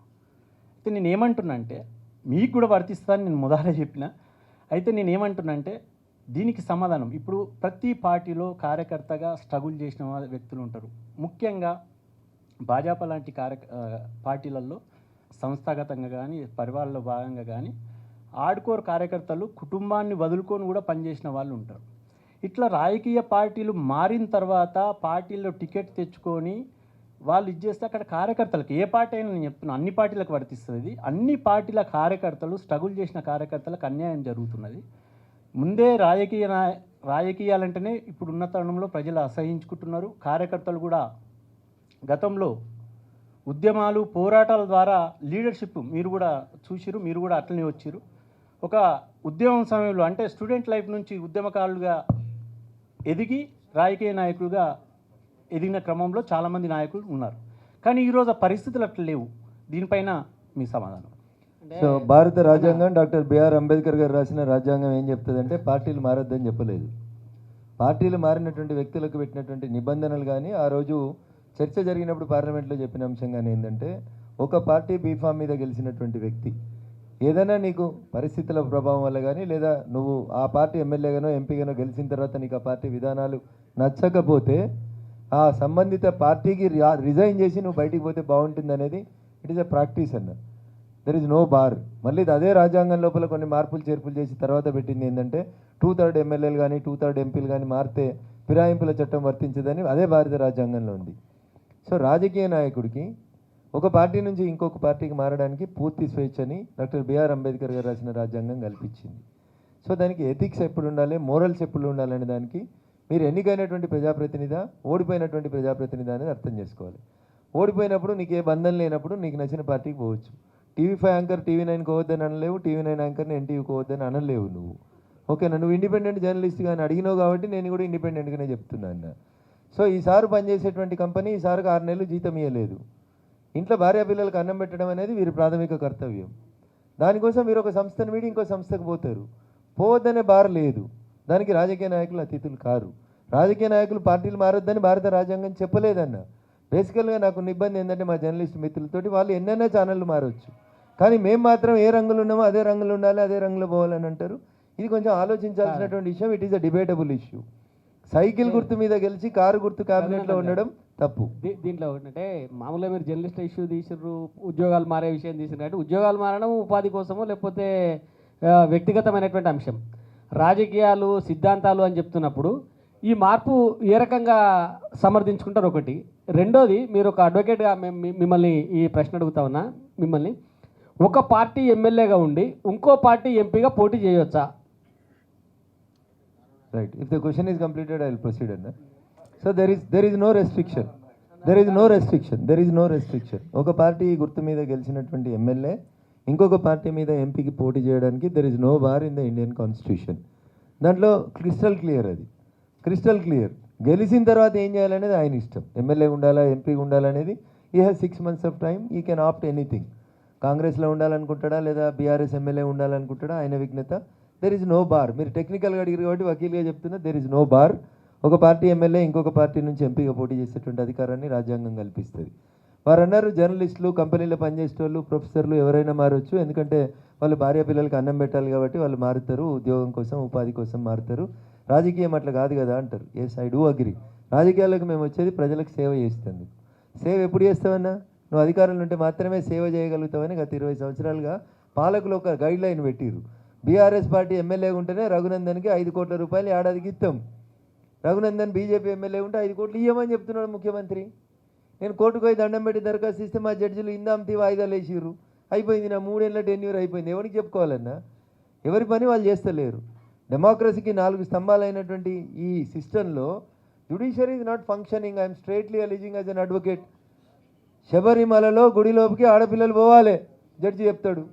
నేను అడుగుతా, మంచి మాట చెప్పినావు సార్, నీ కడుపు సల్లంగా ఉండా? 33% రిజర్వేషన్ అమల్లోకి వచ్చిందో రాలేదో తర్వాత పక్కకు పెట్టు. ఆకాశంలో సగం అన్నాడు ఆ జడ్జిమెంట్ రాసిన జడ్జి. అన్నిట్లో సగమైన ఆడపిల్లలు అసలు శబరిమల గుడికి పోయేందుకు నీకున్న అభ్యంతరం ఏంది, నువ్వేమనో అన్నాడు. నేను అడిగిన అదే జడ్జిని, సూటిగా అడిగినా, ఓపెన్గా అడిగినా, డిబేట్లు అడిగినా. నాకున్న అభ్యంతరం ఒకటే సార్, ఇక్కడ 32 కుర్చీలు ఉన్నాయి కదా సార్, సుప్రీంకోర్టు జడ్జిల కుర్చీలు. ఆ 32లో 16 వాళ్ళకేసి నువ్వు జడ్జిమెంట్ ఇస్తే నేను చప్పట్లు కొడతా సార్. 16 మందిని పక్కన కూర్చోబెట్టుకునే సంస్కారం మనకు లేనప్పుడు శబరిమలలో గుడి లోపలికి మహిళలు పంపమనే అధికారం నీకు లేదు సార్ అని చెప్పిన. ఇది ఎథిక్స్ అన్న, ఇది మోరల్స్. సో మేము ప్రజలకి సేవ చేయాలని అనుకుంటున్న తరుణం లోపల నేను 3 ఏళ్ళు ఉన్నాను. మా దుబ్బాకోళ్ళు మంచోళ్ళు కాబట్టి నన్ను భరించారు. రూపాయి ఇవ్వలేదు, నా ఎమ్మెల్యే నిధులు ఇవ్వలేదు. నేను కొబ్బరికాయ కొడతా అంటే శిలాపలకం మీద రఘునందన్ రావు పేరు ఫస్ట్ వస్తుందని హరీష్ రావు వస్తుండే జిల్లా మంత్రి. జడ్పీ చైర్మన్ వస్తుండే శ్రీమతి రోజా రాధాకిషన్ శర్మ. ఫారూక్ హుసేన్ అనే ఎమ్మెల్సీ వస్తుండే. యాదవ్ రెడ్డి అని ఒక ఎమ్మెల్సీ వస్తుండే. ప్రభాకర్ రెడ్డి అని ఒక ఎంపీ వస్తుండే. పక్క జిల్లాలకు వెళ్ళి కూడా అరువు తెచ్చుకొని వచ్చారు. బాజిరెడ్డి గోవర్ధన్ని ఇంకోసారి ఇంకొన్నిట్లో 20 మందిని తీసుకొని వద్దురు. ఏం సిస్టమ్ అన్నా? ఎట్లా సర్వైవ్ అవ్వాలి నేను? నియోజకవర్గ ప్రజలకు ఎట్లా సేవ చేయాలి? నాకంటే ధైర్యం ఉంది, దమ్ము ఉంది, నువ్వు అన్నట్టు నోరు ఉన్నది కాబట్టి నిలబడ్డా. ఎట్టి ఎవరో భయం చెప్పి మోచేతుల బలం ఉంటే మొండి కూడా లేదు ఎదురు తిరిగిన 3 ఏళ్ళు. కానీ మిగతా ఎమ్మెల్యేల పరిస్థితి అది కాదు కదా. దే కాంట్ సస్టైన్ కదా. అరే అమీన్ సాబ్ నీ మాటినాడు, నువ్వు ఎమ్మెల్యేలే, ప్రతిపక్ష ఎమ్మెల్యే అయితే నీ కార్యకర్తల మీద రోజు కేసులు పెడుతున్నారు. SC ST కేసులు నా మీదనే 12 కేసులు పెట్టిర్రు. నేను వకీల్ కాబట్టి నిలబడ్డా.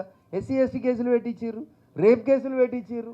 ఎవరిని పడితే వాళ్ళని తీసుకొచ్చి ఏది పడితే అది పెడుతున్నారు అధికారం ఉందని. ఆ ఇంట్లో పైసలు ఉన్నాయి మేడం రండి అని చెప్పి లొలి పెడితే మా CP మేడం పోలీస్ స్టేషన్కి వచ్చి నా డ్యూటీని ఆటంకపరిచినవని ఎలక్షన్ల రోజు నా మీద కేసు పెట్టింది. ఇంతకంటే దౌర్భాగ్యం ఏముంటుందన్న డెమోక్రసీకి? ఎవరు చేయాల్సిన పనాలు చేస్తలేరు. సో పార్టీ ఫిరాయింపులు నేను ప్రోత్సహించాను. కొద్దిగా ఎథిక్స్ ఉండాలని నేను కూడా కోరుకుంటాను. కానీ దురదృష్టం ఏంటంటే గెలిచిన ఎమ్మెల్యే 5 ఏళ్ళు గెలిచిన నియోజకవర్గానికి ఏదో ఒకటి చేయాలంటే ఆఖరికో మోరో రోడో కుల సంఘానికి భవనమో కట్టాలంటే కట్టలేని పరిస్థితి ఉన్నప్పుడు, వారికి చట్టం మీద పూర్తిగా అవగాహన లేనప్పుడు తప్పనిసరి పరిస్థితులలో సరెండర్ అవుతుండ్రు, పార్టీలు మారుతుర్రు తప్ప సిద్ధాంతం లేక ఇంకొక దానికోసం పోతుర్రని నేను అనుకుంటలేను. వారన్న కార్యకర్త, ఎస్, అన్ని పార్టీలు కార్యకర్తల్ని గౌరవిస్తాయి, గుర్తిస్తాయి. కార్యకర్త కాబట్టే నరేంద్ర మోడీ గారు భారతీయ జనతా పార్టీ తరఫున ప్రధానమంత్రి అయిండు. కార్యకర్త కాబట్టే గోవా ముఖ్యమంత్రి మనోహర్ పారికర్ కాగలిగారు. కార్యకర్త కాబట్టే నిర్మలా సీతారామన్ ఆర్థిక మంత్రి కాగలిగింది. 100కి 90 మంది కార్యకర్తలకు ఇస్తామన్నా 10 మంది తప్పదు. 6 కాలం కష్టపడే రైతు కూడా పంట వచ్చిన తర్వాత కుప్పగొట్టినాక వడ్లను తీసుకుపోయి ఎగబడతాడు షాట్లో పోసి. కొంచెం అంత పొల్లు పోతుందన్న, 1 క్వింటల్ పొల్లు పోతుంది. ఆ పొల్లును ఉంచుకుంటలేడు రైతు, బయటికి పంపించేస్తున్నాడు. అట్లా కొన్ని సందర్భాల్లో పార్టీలు మారిన వాళ్ళే ముందు లైన్కి వస్తారు, పార్టీలు మారిన వాళ్ళే ముంగట మాట్లాడతారు, అట్లే చేస్తూ ఉంటారు. రెండో ప్రశ్న శ్రీరన్న మీరు అడిగిందాన్ని నేను కొద్దిగా ఎక్స్టెన్షన్ చేస్తున్నా. శ్రీనివాస్ రెడ్డి గారు చాలా ప్రత్యేకంగా అంటే ఇన్సిస్ట్ చేస్తూ అడిగారు, మీరు ఏది లాయర్గా కాకుండా లేకపోతే ఒక మాటకారిగా కాకుండా మీరు అన్నది ఏదో సమాధానం చెప్పేసి విఘ్నులుగా మాట్లాడమని చెప్పారు. వారు ఎక్స్పెక్ట్ చేసింది ఏంటంటే అందులో లీడర్లు పార్టీలు మార్చడము, కార్యకర్తలు అలాగే ఉండడము, ఇవన్నీ జరుగుతూ ఉన్నాయి. ముఖ్యంగా వారు అడిగిన దాంట్లో నన్ను కూడా బాగా ఇది చేసేది అంటే ఈ స్పోక్స్ పర్సన్స్ ఉంటారు, వాళ్ళు కూడా పార్టీలు మారుతుంటారు. నిన్నటి వరకు కేసీఆర్ని తిట్టి పోసింటారు, ఇప్పుడు ఈ పార్టీలకు వస్తారు, వచ్చి ఇంకా ఎత్తుతుంటారు. అంటే చూసే వాళ్ళకేమో ఏమో అనిపిస్తుంటారు, ఆయన్నే చూస్తుంటాం అదే ఫేజ్. మళ్ళీ వీళ్ళు పార్టీలు కూడా నిన్నటి వరకు మమ్మల్ని తిట్టాడు కదా వీళ్ళెందుకు టీవీ మీద అని పంపకుండా ఆపరు, పంపిస్తూనే ఉంటారు. అంత డీసెన్సిటైజ్ అయిపోతున్నాం మేము ప్రేక్షకులను చూసి ఇది ఇట్లనే ఉంటుంది అని. దీంట్లో అన్నిటికన్నా ముఖ్యమైనది ఏంటంటే ఒక విషయం, మీరు అంటే చాలా విషయాలు కవర్ చేశారు, మైక్ తీసుకునే లోపల కవర్ చేశారు, కానీ నైతికత ఒకటి, సిద్ధాంతం ఒకటి.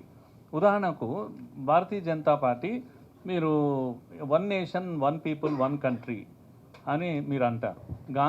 కానీ కాంగ్రెస్ ఏమంటుందంటే it is a nation in making అంటుంది. ఇది ఇంకా ఒక జాతి కాదు, ఇది అనేక జాతుల కలయిక. ఇలాంటి బేసిక్ ఫిలాసఫీ ఇంత విభేదిస్తుంటే కాంగ్రెస్ నుంచి బీజేపీలకు, బీజేపీ నుంచి కాంగ్రెస్లోకి వస్తారు. ఆ బేసిక్ ఫిలాసఫీ ఎక్కడ పోతుందో తెలియదు. 370 ఆర్టికల్ ఉంది, కాంగ్రెస్కు పడదే పడదు. బీజేపీది అయోధ్య ఉంటుంది, అది బీజేపీ ఎజెండా, కాంగ్రెస్కు పడదు. అయినా నాయకులు వస్తుంటారు, పోతుంటారు, మాట్లాడుతూనే ఉంటారు. మీరు అన్న పద్ధతిలో ఇష్యూ బేస్డ్గా ఏదో ప్రజల సమస్యలు అంటే వేరే విషయం, ఇదొక విషయం. రెండవది, కార్యకర్తలు అందరం కూడా కింద చూస్తూనే ఉంటాము, వీళ్ళు మారే వాళ్ళు మారుతుంటారు, వస్తుంటారు. టికెట్లు ఇచ్చేటప్పుడు ఫైనల్గా అనిపిస్తున్నది ఏంటంటే డబ్బే ప్రధానం. నీకు దగ్గర డబ్బున్నాయా? లేవు కదనా, నువ్వు ఏడ కంటెస్ట్ చేస్తావు?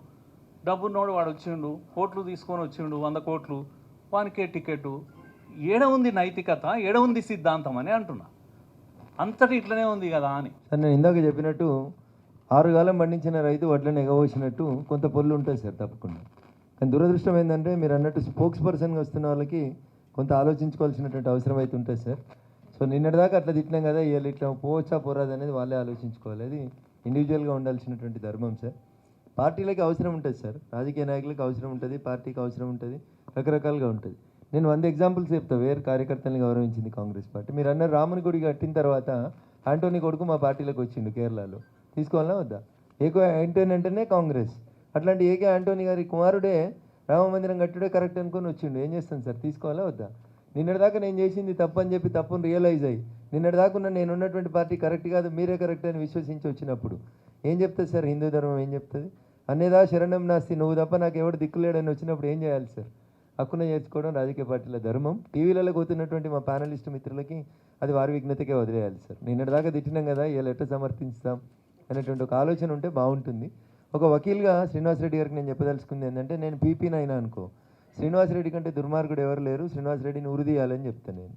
ఒకవేళ నేను పీపీని కాదు శ్రీనివాసరెడ్డి గారు వకీల్ని అనుకో, శ్రీనివాసరెడ్డి శ్రీరామచంద్రుడు, శ్రీనివాసరెడ్డి కంటే అసలు మంచోడు ఈ ప్రపంచంలో ఎవరు దొరకడు, శ్రీనివాసరెడ్డిని నిర్దోషిగా ప్రకటించారు జడ్జి గారు అని చెప్తాను. అది నా ప్రొఫెషన్. అది శ్రీనివాసరెడ్డి గారు వకాలత్ సంతకం పెడితేనేమో అట్లా ఆర్గ్యూ చేయాలి, లేదు పోలీసు వాళ్ళ తరఫున నేను వకాలత తీసుకొని వస్తే అట్లే చేయాలి. అది నా వృత్తి ధర్మం. స్పోక్స్ పర్సన్స్ కూడా నిన్నటిదాకా ఆడున్నారు కాబట్టి తిట్టిండ్రు, ఇవాళ ఈడికి వచ్చారు కాబట్టి ఈడ వకాలత్ తీసుకున్నారు కాబట్టి ఈడ సమర్థిస్తారు సార్. దాన్ని పెద్దగా మీరు నెగిటివ్గా తీసుకోవద్దు అనేది నా అప్పీల్ సార్. రెండో ప్రశ్న ఇది, అంటే భారతీయ జనతా పార్టీ గతంలో కూడా ఉమ్మడి రాష్ట్రం ఉన్నప్పటి నుంచి కూడా మొత్తం కేంద్రంలో 2 పార్లమెంట్లు, అందులో తెలంగాణ నుంచి చందుపట్ల జంగారెడ్డి గారు. అంత పెద్ద వ్యవస్థలో ఇప్పటి వరకు తెలంగాణలో పార్టీ అంటే గెలిచిన వాళ్ళు కూడా, అంటే ఉమ్మడి రాష్ట్రంలో నాకు తెలిసి ఒకసారి 12 మంది ఎమ్మెల్యేలు ఏదో గెలిచిరు, తర్వాత 7 పార్లమెంట్ ఏదో వచ్చారు. తర్వాత ఇదే మెదక్ జిల్లాకు సంబంధించి కూడా సంగారెడ్డి నుంచి ఒకసారి బీజేపీ ఎమ్మెల్యే ఉన్నాడు, అదే రామంపేట నుంచి బీజేపీ ఎమ్మెల్యే ఉన్నారు. ఇట్లా కొన్ని ఎగ్జాంపుల్ చెప్తున్నా.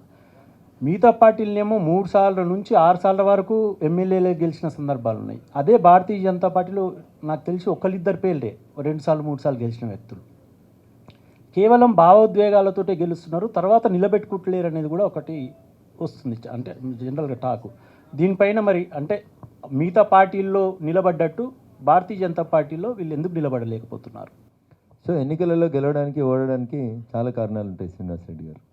సో భారతీయ జనతా పార్టీ వాళ్ళు సిద్ధాంతాన్ని కట్టుబడి అమ్ముడు ఒక నిజాయితీగా పనిచేసి కార్యకర్తలకు అందుబాటులో ఉంటారు కాబట్టి వాళ్ళు డబ్బులు సంపాదించుకుంటలేరు. నెక్స్ట్ ఎలక్షన్స్లో తనతో కాంపిటీట్ చేస్తున్న వాళ్ళతో గెలవలేకపోతున్నారు. రఘునందన్ 3 సంవత్సరాలు 24/7 క్యాంప్ ఆఫీస్లోనే ఉన్నాడు, పెళ్ళాం పిల్లల్ని వదిలి దుబ్బాకల్నే ఉన్నాడు. ఇలా నా మీద గెలిచిన ప్రభాకర్ రెడ్డి గారు ఈ రోజు దాకా క్యాంప్ ఆఫీస్కి రాలేదు, 5 నెలలు అవుతుంది. అయినా ప్రభాకర్ రెడ్డి కోటేస్తారు. ప్రభాకర్ రెడ్డి శ్రీనివాసరెడ్డిని 10 సార్లు కలిసిన తర్వాత 11వ కలిస్తే నీ పేరేంది, నీ పేపర్ ఏంది అని అడుగుతాడు. అయినా ప్రభాకర్ రెడ్డి కోట్లు పడ్డాయి. ఎందుకు పడ్డాయి? ఇక్కడ ఇంటికి ఓటుకు 1000 రూపాయలు 2000 రూపాయలు ఇచ్చింది కాబట్టి పడ్డాయి. ఇప్పుడు దాన్ని ఎట్లా కంపేర్ చేస్తావు? ఆ నిమిషానికి ప్రజలు ఎందుకు ఓటేసిండ్రు అనేది డిఫరెంట్ ఇష్యూ.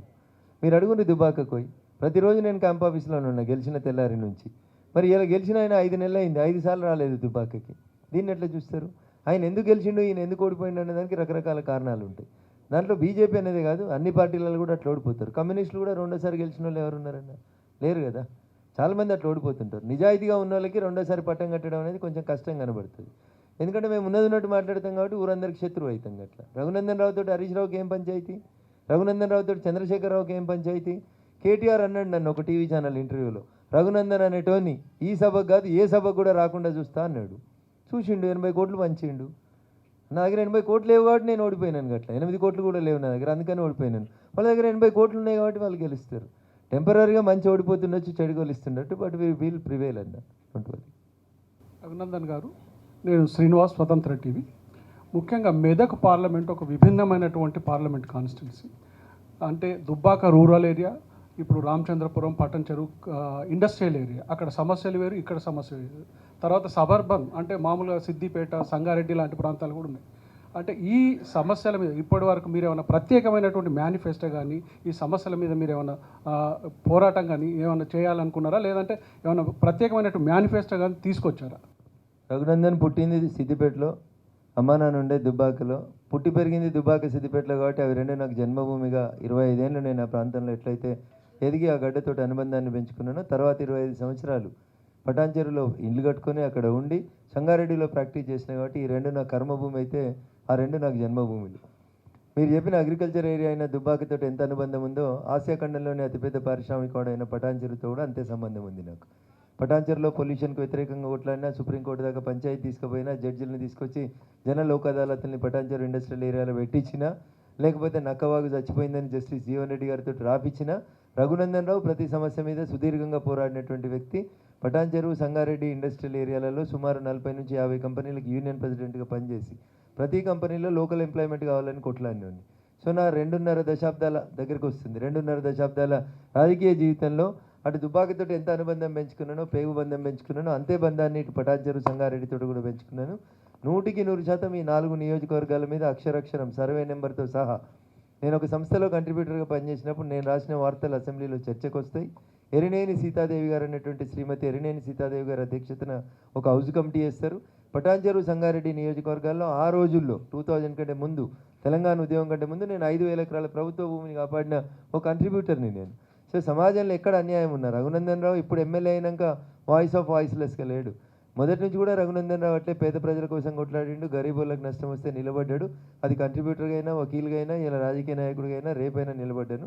మా మెదక్ పార్లమెంట్ నియోజకవర్గం మీద 100% ప్రతి ఇంచ్, ప్రతి గల్లీ మీద అవగాహన ఉన్నటువంటి వ్యక్తిగా రేపు నరేంద్ర మోడీ గారి నాయకత్వంలో ఖచ్చితంగా మా జిల్లాలో ఎవరికి ఏ ప్రాంతానికి ఏం అవసరమో ఆ ప్రాంత అవసరాన్ని తీర్చేందుకు స్పష్టంగా పనిచేస్తాను.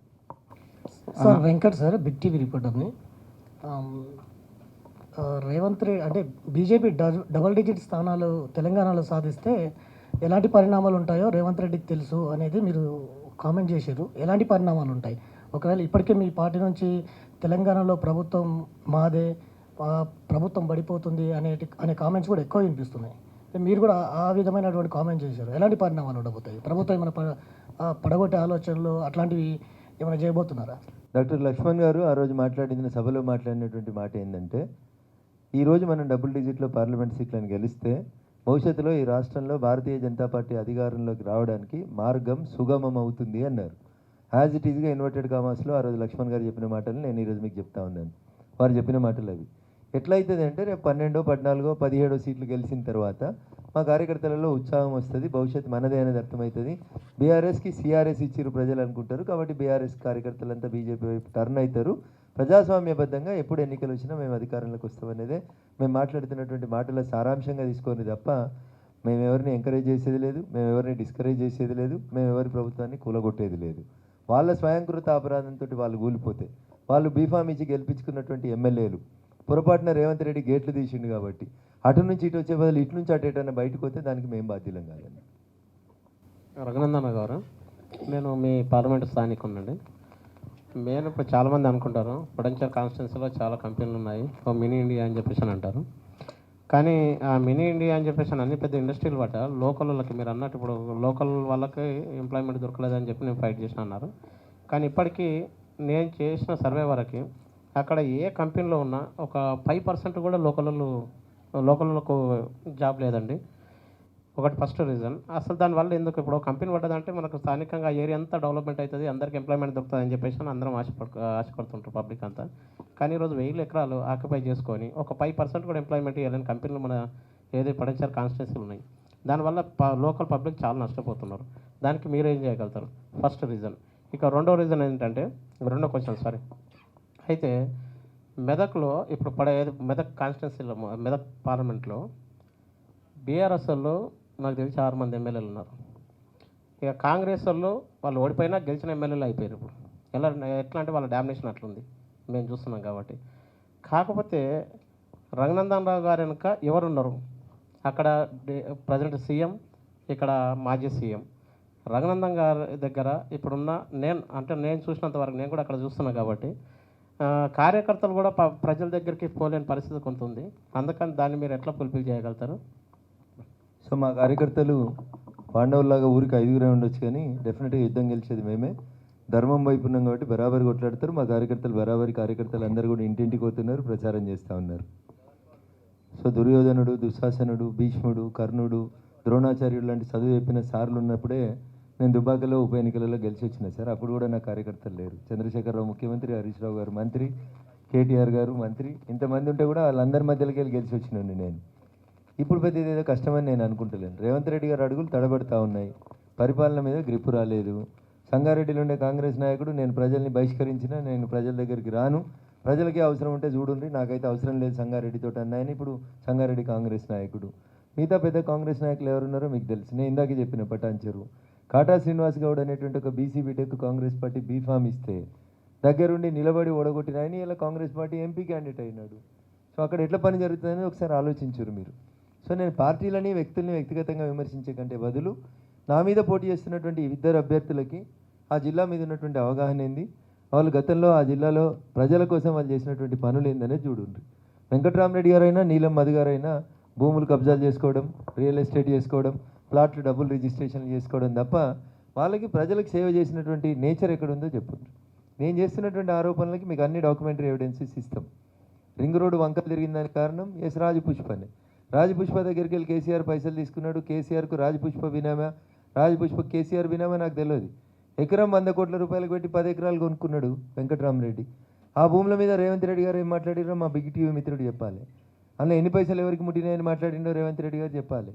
ఇలా మరి ఎందుకు ఫైనల్ రిజిస్ట్రేషన్ కాలేదు కదా, ఆ భూములు ఎందుకు క్యాన్సిల్ చేస్తలేరు, ఆ సేల్ డీడ్స్ ఎందుకు క్యాన్సిల్ అవుతలేవు, అగ్రిమెంట్లు ఎందుకు రద్దు అవుతలేవు? తెలంగాణ భూముల్ని కాపాడుతామని చెప్పింది కదా రేవంత్ రెడ్డి గారు మీరు పీసీసీ అధ్యక్షుని హోదాలో. ఇంకా రేవంత్ రెడ్డి గారు మీరు ఆ పీసీసీ అధ్యక్షునిలాగా మాట్లాడితే ఎట్లన్నా? ముఖ్యమంత్రి అయినా ప్రజలు మ్యాండేట్ ఇచ్చారు, గుంజుకో ఆ భూముల్ని. నీకు నాకు ఇద్దరికి 1000 కోట్లకు నోటీస్ ఇచ్చిండు Arvind Kumar IAS HMDA secretary. ఎందుకు ఇంకా అరవింద్ కుమార్ బయట ఉన్నాడు రేవంత్ రెడ్డి గారు? ఎందుకు జైలు కోతలేడు? 7,000 కోట్లకి రింగ్ రోడ్డును అమ్మిండు కదా, 2 లక్షల కోట్లు వచ్చే రింగ్ రోడ్డుని 7,000 కోట్లకు అమ్మిండు కదా.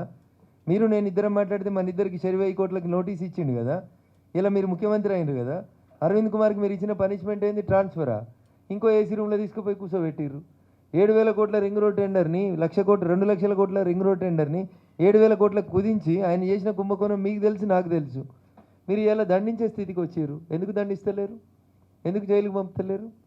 ఇవి ప్రజలందరూ ఆలోచిస్తున్నారన్న. రేవంత్ రెడ్డి గారిని కాంగ్రెస్ పార్టీ ఎమ్మెల్యేలని భారతీయ జనతా పార్టీ ఎప్పుడు ముట్టుకోదు, ఎప్పుడు ఎవరిని రమ్మని అడగదు. పొరపాటున వాళ్ళకి వాళ్ళ పార్టీ నచ్చక వాళ్ళు రిజైన్ చేసి వస్తే అప్పుడు ఆలోచిస్తాం తప్ప వారు 5 ఏళ్ళు ఉండాలనే కోరుకుంటా ప్రజాస్వామ్యాన్ని గౌరవించే వ్యక్తిగా శ్రీనివాసరెడ్డి గారు సూచించినట్టు రాజకీయాల్లో విలువలు కలిగినటువంటి వ్యక్తిగా తప్పకుండా ప్రజలు ఆయన కోటేసారు కాబట్టి 5 ఏళ్ళు ఉండాలని కోరుకుంటా. కానీ కర్ణాటకలో పక్క పార్టీలకు పోవాలనుకొని రిజైన్ చేసినట్టు, మధ్యప్రదేశ్లో 20 మంది ఎమ్మెల్యేలు రిజైన్ చేసినట్టు చేస్తే దానికి భారతీయ జనతా పార్టీకి అయితే ఏం సంబంధం ఉండదు అనేది ప్రజలు నమ్మాలి. హలో నమస్తే అన్న. ఇప్పుడు దాదాపు 25 ఏళ్ళుగా నేను రాజకీయాల దగ్గర నుండి చూస్తున్నాను. ఎన్నికలంటేనే ప్రలోభాలు, ప్రభావితాలు మీరు ఇంతవరకు మాట్లాడారని బాగుంది. ఉన్నది ఉన్నట్టుగా మాట్లాడుకుందాం. మా రఘునందన్ అన్న దగ్గర పైసలు లేవు, ఓట్లు ఎట్లా అంటే ఓట్లను ఎలా ఆకర్షిస్తారు, ఈరోజు ప్రజల నాడి కూడా ఎలా ఉందో ఒకసారి మనం ఉన్నది ఉన్నట్టుగా మాట్లాడుకోవాల్సిన అవసరం ఉంది. ఇదొకటి. ఇంకొకటి ఏంటంటే బీజేపీ పార్టీకి ఓట్లు కనుక వేస్తే అంటే ఎంపీ సీట్లు ఎక్కువ కనుక ఇచ్చినట్లయితే రాజ్యాంగాన్ని మార్చేస్తారు వీళ్ళన్నది భయం ప్రజల్లో బలంగా ఉన్నట్టుకుపోతుంది. ఈ పరిణామంలో మీరు ప్రజలకి ఇచ్చే చేయూత కానీ భరోసా కానీ ఏంటి? యాజ్ ఏ లాయర్గా చెప్పండి. మొదటిది వచ్చి రాజకీయ నాయకుడిగా చెప్పండి. Thank you. సో రఘునందన్ దగ్గర డబ్బులు లేవు కానీ సెల్ఫ్ కాన్ఫిడెన్స్ ఉంది. ముంగటున్నది ఎవరనేది నాకు అవసరం లేదు. నా లక్ష్యం ఏంది అనేది నేను ఖచ్చితంగా నా లక్ష్యం వైపు అడుగులేస్తూ ఉన్నా, గెలుస్తాను. ఎదురుగొన్న ఇద్దరికి డబ్బులు ఉన్నాయి, 100% వాళ్ళ కులం ఉంది, బలం ఉంది, పైసలు ఉన్నాయి, అధికారం ఉంది. ఈడో ముఖ్యమంత్రి ఉన్నాడు, ఆడో మాజీ ముఖ్యమంత్రి ఉన్నాడు, చాలామంది ఉండొచ్చు. నేను దాన్ని ఆలోచిస్తలేను. నేను చాలా స్పష్టంగా మెదక్ ప్రజలకి నా గొంతు అవసరం ఉంది, మెదక్ డెవలప్మెంట్ కోసం నేను అవసరం ఉంది. కేంద్రంలో వచ్చేది నరేంద్ర మోడీ గారి ప్రభుత్వం కాబట్టి రఘునందన్ని గెలిపిస్తే లాభం జరుగుతుందని మా జిల్లా ప్రజలు అనుకుంటారు. వెంకట్రామరెడ్డిని గెలిపించారు అనుకోరి, ఏడ గెలవని టీఆర్ఎస్, కరీంనగర్లో గెలవదు, నిజామాబాద్లో గెలవదు, సికింద్రాబాద్ 16 సీట్లలో గెలవని బీఆర్ఎస్ ఒక్క సీటు మెదక్లో గెలిచింది అనుకోరు. వెంకట్రామరెడ్డి అనేట ఆయన ఇక్కడ పత్రం తీసుకుంటాడు, పొద్దుగల పోయి కాంగ్రెస్ పార్టీలో కండువ కప్పుకుంటాడు తప్ప వెంకట్రామరెడ్డితో ఉపయోగపడేది ఏముండదు. వెంకట్రామరెడ్డి ఇప్పుడు ఎంపీ కాకుండా ఆయనకు వచ్చే నష్టం లేదు. 4 ఏళ్ళు ఎమ్మెల్సీ పదవి ఉన్నది. నిజంగా ఆయన 100 కోట్లు ఏడాదికి పెట్టి సేవ చేయాలనుకుంటే ఆయనకు రెడీగా ఉన్నది, సేవ చేయడానికి ప్లాట్ఫామ్ రెడీగా ఉన్నది. సో సిఆర్ఎస్ ఇచ్చిన బీఆర్ఎస్కి వెళ్ళి పోటీ చేస్తున్న వెంకట్రామరెడ్డికి ఎందుకు ఓటేస్తారు? పైసలు బాగా సంపాదించుకున్నాడు, ఇస్తాడు, తీసుకోవాలి. మనీ సర్క్యులేషన్ కావాలి కదా, ఎప్పటికి ఒకటే దగ్గర ఉంటే కష్టం అవుతుంది కదా. ఆయన దగ్గర 100 కోట్లు ఉన్నాయి, పంచుతున్నాడు, నా దగ్గర 1,00,000 కూడా లేవు, ఇస్తే తీసుకుంటానని అనుకుంటున్నారు జనం. కానీ ఆయనకు ఓటు మాత్రం వేయడానికి అవకాశం లేదు. బీఆర్ఎస్కి సిఆర్ఎస్ ఇచ్చిండ్రు, ఆయనకు ఓటు వేయరు.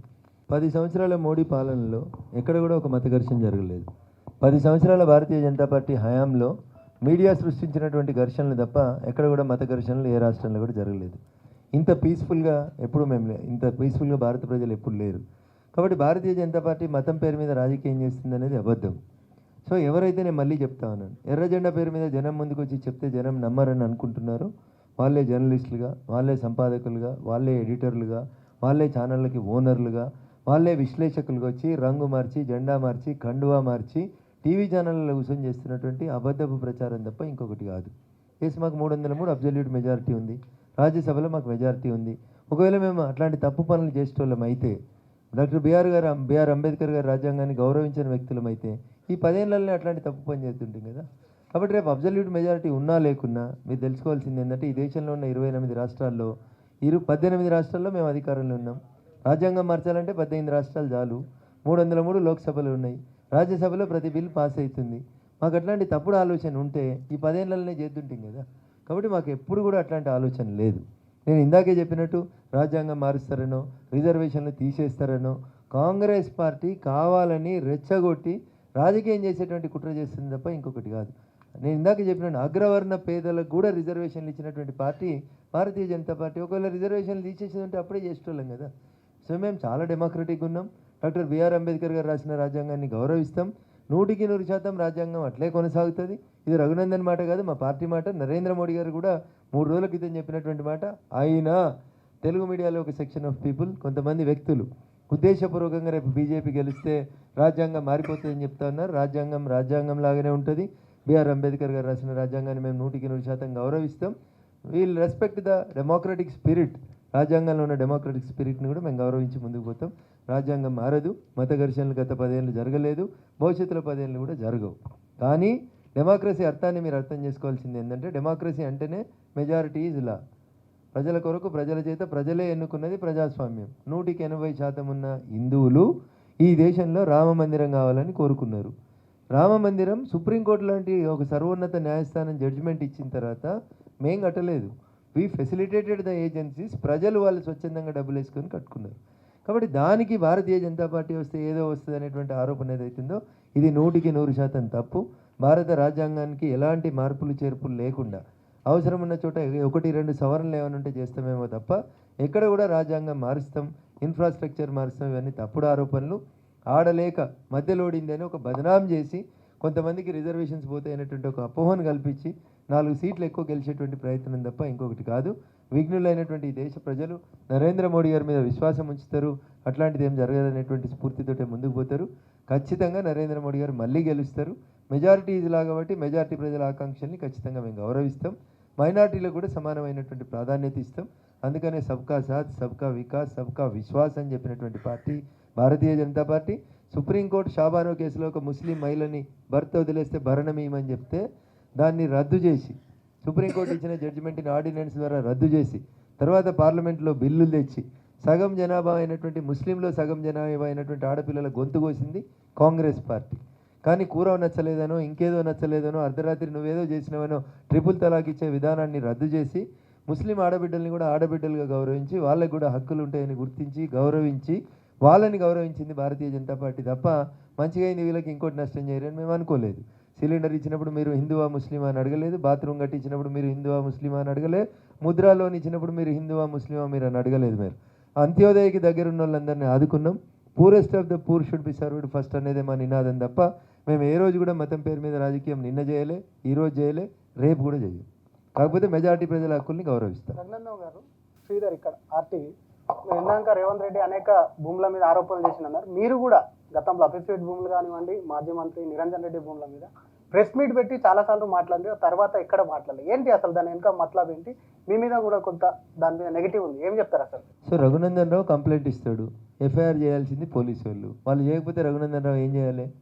రఘునందన్ రావు 2020 నవంబర్ ఎన్నికలలో గెలిచిన తర్వాత వచ్చి డీజీపీ గారిని కలిసి నా ఫోన్లు పోలీసు వాళ్ళు విన్నారు, హరీష్ రావు గారు నా మీద దౌర్జన్యం చేసిరని రాతపూర్వకమైన ఫిర్యాదు ఇచ్చినాను. పట్టించుకోలేదు అప్పుడున్న డీజీపీ. 3.5 ఏళ్ల తర్వాత రఘునందన్ రావు నవంబర్ 2020 ఎన్నికల తర్వాత ఏ కంప్లైంట్ అయితే రాతపూర్వకంగా ఇచ్చిండో అదే కంప్లైంట్ అదే ఒక ఎస్బీలో ఉన్నటువంటి ఒక ఆఫీసర్ పోయి పంజగుట్ట పోలీస్ స్టేషన్లో ఇచ్చిండు. రఘునందన్ రావు అప్పుడు చెప్పింది ఇప్పుడు నిజమైంది. 3.5 ఏళ్ళు పట్టవచ్చు రఘునందన్ రావు చెప్పింది నిజమని తేలడానికి. బట్ ఈ I'm in a position to investigate. నేను రేవంత్ రెడ్డి గారిని ఎందుకు అడిగినా, నువ్వు ముఖ్యమంత్రి అయినావు కాబట్టి రేవంత్ రెడ్డి గారు ఆడ కోకాపేటలో 100 కోట్లకు ఎకరం అమ్మిన భూమిని ఎందుకు తిరిగి రెజ్యూమ్ చేసుకుంటలేవు అని అడుగుతున్నా. అవి గవర్నమెంట్ అక్కడికి రిజిస్ట్రేషన్ చేయలేదు కాబట్టి రెజ్యూమ్ చేసుకోమని అడుగుతున్నా. నేను రేవంత్ రెడ్డి గారిని అరవింద్ కుమార్ మీద చర్య తీసుకోమని ఎందుకు అడుగుతున్నా? చర్య తీసుకునే కుర్చీలో కూర్చున్నావు కాబట్టి అడుగుతున్నా. అంతకుముందు నువ్వు కూడా ఆరోపించినావు కదా, అప్పుడు నువ్వు ప్రతిపక్షంలో ఉన్నావు కాబట్టి నువ్వైనా చర్య తీసుకోలేదన్నా, నేనైనా చర్య తీసుకోలేను. But today you are in a place where you can take an action. తీసుకోండి అని అడుగుతున్నా. నేను రేవంత్ రెడ్డి లాగా మర్చిపోను. భవిష్యత్తులో నాకు అధికారం వచ్చి నేనంటూ చర్య తీసుకునే స్థాయికి వచ్చిన రోజు ఖచ్చితంగా రఘునందన్ రావు ఆరోపించిన నిరంజన్ రెడ్డి గారి మీద, ఆఫీస్పేట భూముల మీద, కోకాపేట భూముల మీద, రఘునందన్ రావు ప్రెస్ మీట్లో పెట్టిన ప్రతి అక్షరం మీద బరాబరి భవిష్యత్తు లోపల నాకు భగవంతుడు చర్య తీసుకునే శక్తి ఇచ్చిన రోజు 100% ఇదే శ్రీధర్ సాక్షిగా, ఇదే ప్లాట్ఫామ్ సాక్షిగా చర్య తీసుకుంటారు. మీరు ఒక అడ్వకేట్, ఒక ఐఏఎస్ అధికారిని ఎదుర్కొంటున్నారు. ఆయన మీకంటే కూడా విద్యావంతుడు, తర్వాత డబ్బులో కూడా ఉన్నాడని చెప్తున్నారు. అసెంబ్లీలో పోటీ చేసిన అభ్యర్థులేమో అందరూ వేరే పార్టీలకు పోతున్నారు. మీరు మీ నాయకులను కాపాడుకోలేకపోతున్నారు. మీరు ఎట్లా గెలుస్తారని అనుకుంటున్నారు? సో ధనం బలం లేనానికి జనమే బలం అని చెప్పి సినిమాలో చెప్తారు. రఘునందన్ రావు బలం, మా బలగం అంతా కూడా మా కార్యకర్తలు, మా మెదక్ జిల్లా ప్రజలు తప్ప ఇంకొకటి కాదు. ఎస్, నేను ఒక దాంట్లో ఒప్పుకుంటాను. వెంకట్రామరెడ్డికి ఉన్న పైసలు నా దగ్గర లేవనేది నేను ఒప్పుకుంటాను. కానీ వెంకట్రామరెడ్డి నాకంటే ఎక్కువ చదువుకున్నాడని దాన్ని నేను ఒప్పుకోను. ఆయనకు మనిషిగాడు, ఆయనకు మానవత్వం లేదు, ఆయనకి స్పందించే గుండె లేదు. పేరుకు పక్కన డిగ్రీ ఉండొచ్చు, ఆయన కూడా అదే డిగ్రీ చదివి గ్రూప్ 1 రాసి అయ్యిండు. ఆయన నాకు 3 డిగ్రీలు ఉన్నాయి. నాకు బీఎస్సీ ఉంది, బీఈడీ ఉంది, ఎల్ఎల్బీ ఉంది, PG diploma in human rights ఉంది. కాబట్టి చదువులో నాకంటే ఎక్కువ ఏం కాదు ఆయన. కాకపోతే పక్కన ఒక సర్టిఫికేట్ తెచ్చుకున్నాడు కాబట్టి ఆయన కలెక్టర్ అయ్యిండు, కన్ఫర్డ్ ఐఏఎస్ అయింది తప్ప ఆయన నాకంటే ఎక్కువ చదువుకున్నది ఏం లేదనేది అయితే నేను నమ్ముతాను.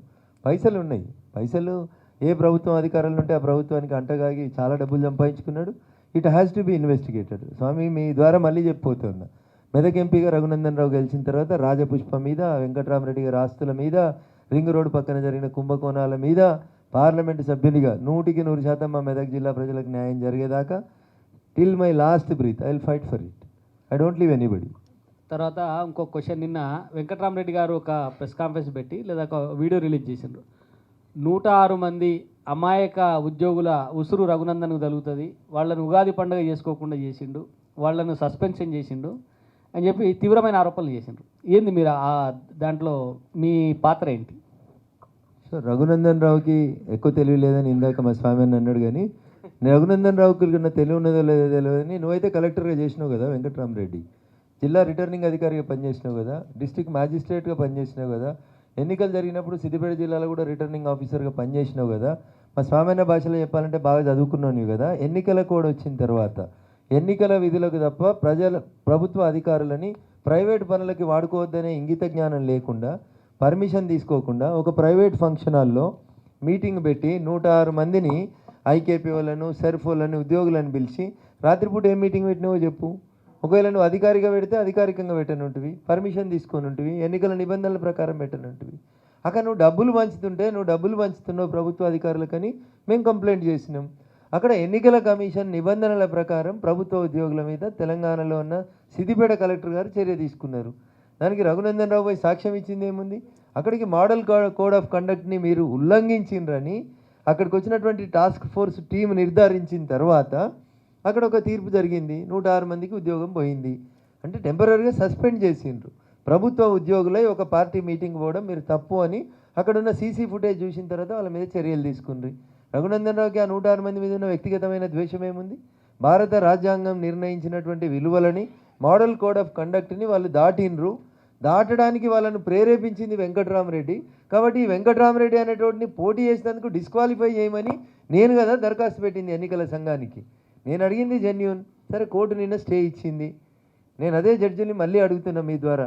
అడిగితే కంటెంప్ట్ ఆఫ్ కోర్ట్ అయితే ఎవరు భయపడకూరు. అడుగుతున్నా, భారత ఎన్నికల సంఘం ఒకసారి ఎన్నికల నోటిఫికేషన్ రిలీజ్ చేసిన తర్వాత ఎన్నికల ప్రక్రియలకు సంబంధించిన ఏ కేసులో కూడా కోర్టులు జోక్యం చేసుకోవద్దని సుప్రీంకోర్టు డివిజన్ బెంచ్ ఇచ్చిన జడ్జిమెంట్ ఉంది. 106 మంది ప్రభుత్వ ఉద్యోగులు ఒక పార్టీ మీటింగ్ పోయినని సీసీటీవీలో కనబడుతుంది. దాన్ని మోడల్ కోడ్ ఆఫ్ కండక్ట్ని వ్యతిరేకించారని కలెక్టర్ సస్పెండ్ చేసిండు. దాని మీద హైకోర్టు స్టే ఇస్తే ఇవాళ ఏం మాట్లాడాలి? నేను జడ్జిల మీద, కోర్టుల మీద ఏం మాట్లాడాలి? ఇది కంటెంప్ట్ ఆఫ్ కోర్ట్ అయితే అంటే నోటీస్ ఇస్తే మాట్లాడతాం, తప్పకుండా మాట్లాడతాం. కాబట్టి దాంట్లో రఘునందన్ రావు చట్ట పరిధిలో పనిచేయమని మాత్రమే దరఖాస్తు ఇచ్చిండు కలెక్టర్కు తప్ప రఘునందన్ రావు వ్యక్తిగతంగా 106 మందిని తీసేయండి ఈ నిధి అదే అని చెప్పి రఘునందన్ రావు కంప్లైంట్ ఇవ్వలేదు. రఘునందన్ రావు ఫలానా ఫంక్షన్ హాల్లో మీటింగ్ పెట్టి పైసలు పంచుతున్నారు, పోయి పట్టుకోండి అని కంప్లైంట్ ఇచ్చినాం. ఒక బాధ్యత గల పౌరునిగా అది నా డ్యూటీ. వాళ్ళు విధులకు పోయినారా పోలేదా, అక్కడ మీటింగ్లు ఉన్నారా లేరా సబ్సిక్వెంట్గా తేలుతుంది. కొన్ని సమస్యల్ని కాలమే పరిష్కరిస్తుంది. Let us wait and see. మీరు సుమారు 2001 నుంచి తెలంగాణ మలిదశ ఉద్యమంలో మొదటి నుంచి మీరు ఉన్నారు. ఇప్పుడు మళ్ళీ కేసీఆర్ స్టేట్మెంట్ ఇచ్చారు మొన్నే, మళ్ళీ ఉద్యమం నాటి కేసీఆర్ చూస్తారు అని అంటున్నారు. ఉద్యమం నాటి కేసీఆర్ ఇప్పుడు మళ్ళీ అప్పటి ఆ రోజుల్ని మళ్ళీ తలపిస్తారా? మీరు ఉద్యమ కాలంలో ఆయనతో పనిచేసిన వ్యక్తిగా మీ అభిప్రాయం? సో చంద్రశేఖరరావు గారి గురించి చెప్పాను. కేసీఆర్ అనే 3 అక్షరాల గురించి నేను 3 మాటలు చెప్పి ముగిస్తాను. కేసీఆర్ అంటే ఆర్భాటం చేస్తాడు, కేసీఆర్ అంటే ఆరంభిస్తాడు, కేసీఆర్ అంటే అంతం చేస్తాడు. ఆర్భాటం చేయి, ఆరంభించు, అంతం చేయి. ఆయననే ఆర్భాటంగా ఆరంభించిండు టీఆర్ఎస్ని, ఆయననే దాన్ని ఆర్భాటంగా బీఆర్ఎస్గా మార్చిండు. ఆయన బతికినప్పుడు ఆయననే స్వశక్తులతోటి స్వహస్తాలతోటి దాన్ని అంతం చేసిపోతాడనే లోపల నాకైతే ఎట్లాంటి డౌట్ లేదు. ఇది నా కేసీఆర్ గారి మీద ఉన్నటువంటి స్ట్రాంగ్ ఒపీనియన్. దురదృష్టం ఏంటంటే దిగ్విజయ్ సింగ్ అనే కాంగ్రెస్ నాయకుడు 2014 ఫిబ్రవరి మార్చిలో సోనియా గాంధీ చెప్పిన మాటల్ని తూచా తప్పకుండా ఆచరించుంటే టీఆర్ఎస్ అనేది 2014 మార్చ్ ఏప్రిల్లోనే కనుమరుగైపోయి కాంగ్రెస్లో ఒక అంగంగా మిగిలిపోయేది. కానీ దిగ్విజయ్ సింగ్ అనేటువంటి అప్పటి తెలంగాణ ఇన్ఛార్జ్ చేసినటువంటి పొరపాటుకి అదొక 10 ఏళ్ళు బతికింది. సో శివుని మీద బాగా ప్రేమతోటి తపస్సు చేసి వరం పొందిన తర్వాత భస్మాసురుడు ఏ రకంగానైతే ఆ హస్తాన్ని శివుని మీదనే పెట్టాలనుకున్నాడో, నేను నా భార్య, నేను నా ముసల్ది తప్ప ఎవరు లేరు తెలంగాణ సమాజానికి, నేను కాపలా కుక్క అని చెప్పిన చంద్రశేఖరరావు గారు కూడా అనేక తప్పులు చేసిండ్రు. చివరికి భస్మాసురునిలాగా తన చేయిని తానే బీఆర్ఎస్ మీద పెట్టుకుంటాడు. టీఆర్ఎస్ బీఆర్ఎస్ అయింది, బీఆర్ఎస్కి సిఆర్ఎస్ వచ్చింది. అది అంతమవుతుంది, అది మిగలదనేది నాకున్నటువంటి విశ్వాసం. ఉద్యమం ప్రారంభించినప్పుడు 50 ఏళ్ళ కేసీఆర్, ఇప్పుడు ఉద్యమం ముగిసిన సమయానికి 70 ఏళ్ళ కేసీఆర్. కాబట్టి 50 ఏళ్ళ కేసీఆర్ ఆలోచనకి 70 ఏళ్ళ కేసీఆర్ ఆలోచనకి మధ్యన చాలా తేడా ఉంటుంది. కాబట్టి ఒక జనరేషనే మారింది కేసీఆర్ గారు. మీరు వ్యవసాయం చేసుకుంటే మాకు మంచిది, మంచిగా హైబ్రిడ్లు విత్తనాలు కొత్త కొత్తవి తయారు చేసి మెదక్ జిల్లా రైతాంగానికి ఇస్తే మీ ఫామ్ హౌస్ని ఒక పరిశోధన కేంద్రంగా మారిస్తే బాగుంటుంది అనేది నా సూచన. సీఎం రేవంత్ రెడ్డి గారు అనేక ప్రసంగాల్లో చెప్పారు, పబ్లిక్ మీటింగ్లో కూడా మాట్లాడారు. మనం కాంగ్రెస్ ఇక్కడ 14 సీట్లు గెలిస్తే తప్ప నేను ఇక్కడ ఇచ్చిన హామీలను అమలుపరచడం సాధ్యం కాదు. కాబట్టి ఇక్కడ హామీలు అమలుపరచాలి అని అంటే 14 సీట్లు తెలంగాణ ప్రజలు గెలిపించాలి అని చెప్పి అన్నాడు.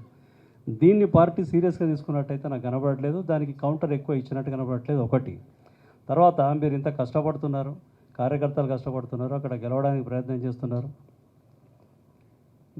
మీరు విజ్ఞులు, ఇంటలెక్చువల్, అడ్వకేటు అన్నీ ఉన్నాయి. పార్టీ రాష్ట్ర నాయకత్వం మీకు సంపూర్ణంగా సహకరిస్తుందని చెప్పి మీరు భావిస్తున్నారా? 100% గల్లీ నుంచి ఢిల్లీ దాకా భారతీయ జనతా పార్టీ కార్యకర్తలు, నాయకులు సంపూర్ణంగా విశ్వసించి ఆశీర్వదించే పోటీ చేయమని పంపించారు, గెలిచిరమ్మని పంపించారు. కాబట్టి నేను 2020 నవంబర్లో జరిగిన ఎన్నికలలో కార్యకర్తల బలంతో గెలిచి వచ్చినాను, రేపు కూడా గెలిచి వస్తాను. పార్టీకి నా మీద సంపూర్ణమైన విశ్వాసం మా పార్టీ నాయకత్వానికి ఉంది, దాంట్లో ఎట్లాంటి డౌట్ లేదు. రేవంత్ రెడ్డి గారు మాట్లాడిన ప్రతి మాటకు మేము సమాధానం చెప్పాల్సిన అవసరం ఉందని నేను అనుకుంటలేను. కొన్నిసార్లు వారు మాట్లాడుతున్న సందర్భంగా వాళ్ళ కార్యకర్తలను కాపాడుకుంటందుకో రెచ్చగొట్టేందుకో ఏదో ఒక మాట వాళ్ళ కార్యకర్తల సమావేశంలో చెప్తాడు. రేపు 14 గెలిచినా కానీ వారు ఏం ప్రధానమంత్రి అయ్యేది లేదు, రాహుల్ గాంధీ గారు కొత్తగా వచ్చేది ఏం లేదు.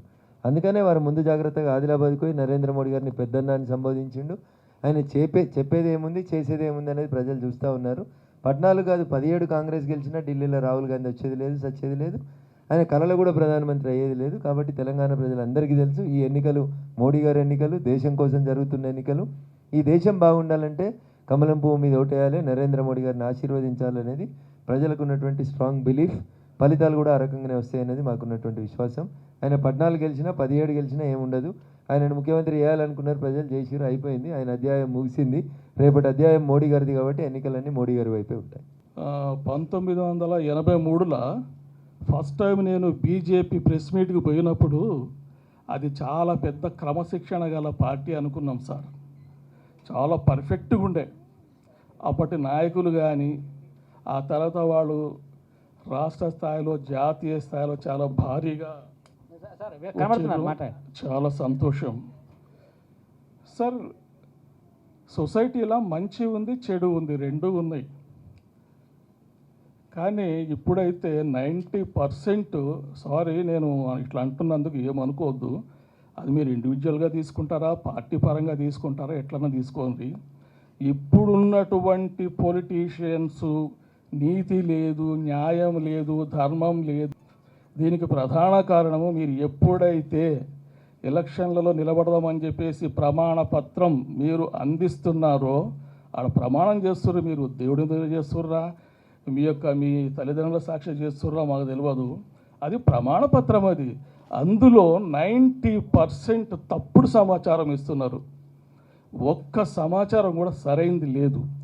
After that election commission of India or central government ఈ అఫిడవిట్ల ఇట్లా ఎంక్వైరీ మొదలు పెడితే ఒక్క పొలిటీషియన్ కూడా ఉండడు దేశంలో, ఒక్క పొలిటీషియన్ కూడా మిగలడు.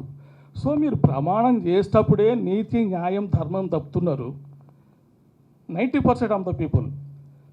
మిగతా 10% ఓకే. మరి ఆ 10%లో మీరు ఉన్నారో 90%లో మీరు ఉన్నారో మీకే వదిలిపెడుతున్నా.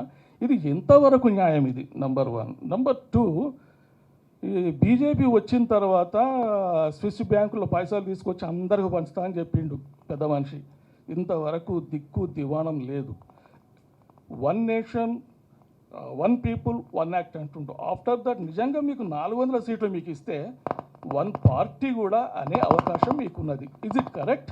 Thank you sir. మీరు అడిగిన ప్రశ్నకి సమాధానం, మొదటిది డెమోక్రసీ మీద, రాజకీయ నాయకుల మీద మీకున్నటువంటి అభిప్రాయానికి ధన్యవాదాలు సార్. డాక్టర్ బిఆర్ అంబేద్కర్ గారు రాసినటువంటి రాజ్యాంగం ఆర్టికల్ 19 ఫ్రీడమ్ ఆఫ్ స్పీచ్ ఇచ్చింది sir. You can ask any question. కానీ మీరు అన్నటువంటి మాటలలో నేను విభేదిస్తున్నటువంటి అంశం, రాజకీయ నాయకులకి నీతి, నిజాయితీ, సిగ్గు, లజ్జ ఇట్లాంటి లేవనేటువంటి పదాలు మాట్లాడారు సార్. అది ప్రజాస్వామ్య స్ఫూర్తికి కరెక్ట్ కాదేమో అనేది నా ఉద్దేశం సార్. ఎందుకంటే ప్రజలు విఘ్నులు సార్. అల్టిమేట్గా ప్రజాస్వామ్యంలో ప్రజలు ఓట్లేస్తేనే మేమైనా, మీరైనా, ఎవరైనా పోటీ చేసిన వాళ్ళు గెలుస్తారు సార్. క్యారెక్టర్ గురించి వచ్చినప్పుడు క్యారెక్టర్ ఒక దీంట్లోనే మంచి వాళ్ళు ఉన్నారు, ఒక దాంట్లోనే చెడ్డోళ్ళు ఉన్నారని మీ మాటతో నేను ఏకీభవించాను సార్. ప్రజాస్వామ్యం ప్రతిరోజు పరీక్షకు గురవుతూ ఉంటుంది. ఎన్నికైనటువంటి ప్రజాప్రతినిధి ప్రతిరోజు ప్రజల ముందు తన క్యారెక్టర్ని నిరూపించుకోవాల్సినటువంటి అవసరం ఉంటుంది సార్. మీ దృష్టిలో మీకు ఎదురైనటువంటి కొంతమంది నాయకులు తప్పు పనులు చేసిన వాళ్ళు ఎదురైనట్టున్నారు, అందుకని మీరు అభిప్రాయానికి వచ్చిందని నేను అనుకుంటున్నాను సార్. ఒక ఏనుగు ముందు నలుగురిని నిలబెడితే ముందు నుంచి చూసిన వాళ్ళకి తొండం కనబడినట్టు, వెనకాల నుంచి చూసిన వాళ్ళకి తోక కనబడినట్టు మీరు ఒక కోణం నుంచే చూసినారు సార్. రాజకీయ నాయకులు మంచోళ్ళు కాకపోతే భారతదేశం ఇంత గొప్పగా ఎదగకపోయేది సార్. ఇంత గొప్పగా ఈ దేశ జనాభా కానీ, పెరుగుతున్న జనాభా అవసరాలను కానీ తీర్చేవాళ్ళు కాదు కదా సార్. తప్పు చేసేవాళ్ళు కొంతమంది ఉంటారు సార్. డెఫినెట్గా వాళ్ళని రెక్టిఫై చేయాల్సిన అవసరం ఉంటుంది. కొంతమంది తప్పు చేసిన వాళ్ళని కూడా ప్రజలు కొన్ని సందర్భాల్లో ఆదరిస్తారు, గెలిపిస్తారు sir. That is the true spirit of democracy. I cannot comment on individuals sir. కానీ రఘునందన్ రావు 10% వైపే ఉంటాడని నేను మీకు మాటిస్తాను సార్. మేము ఇచ్చేటువంటి అఫిడవిట్ని ఎలక్షన్ కమిషన్ స్క్రూటినీ చేయాలని మేము కోరుకుంటున్నాం సార్.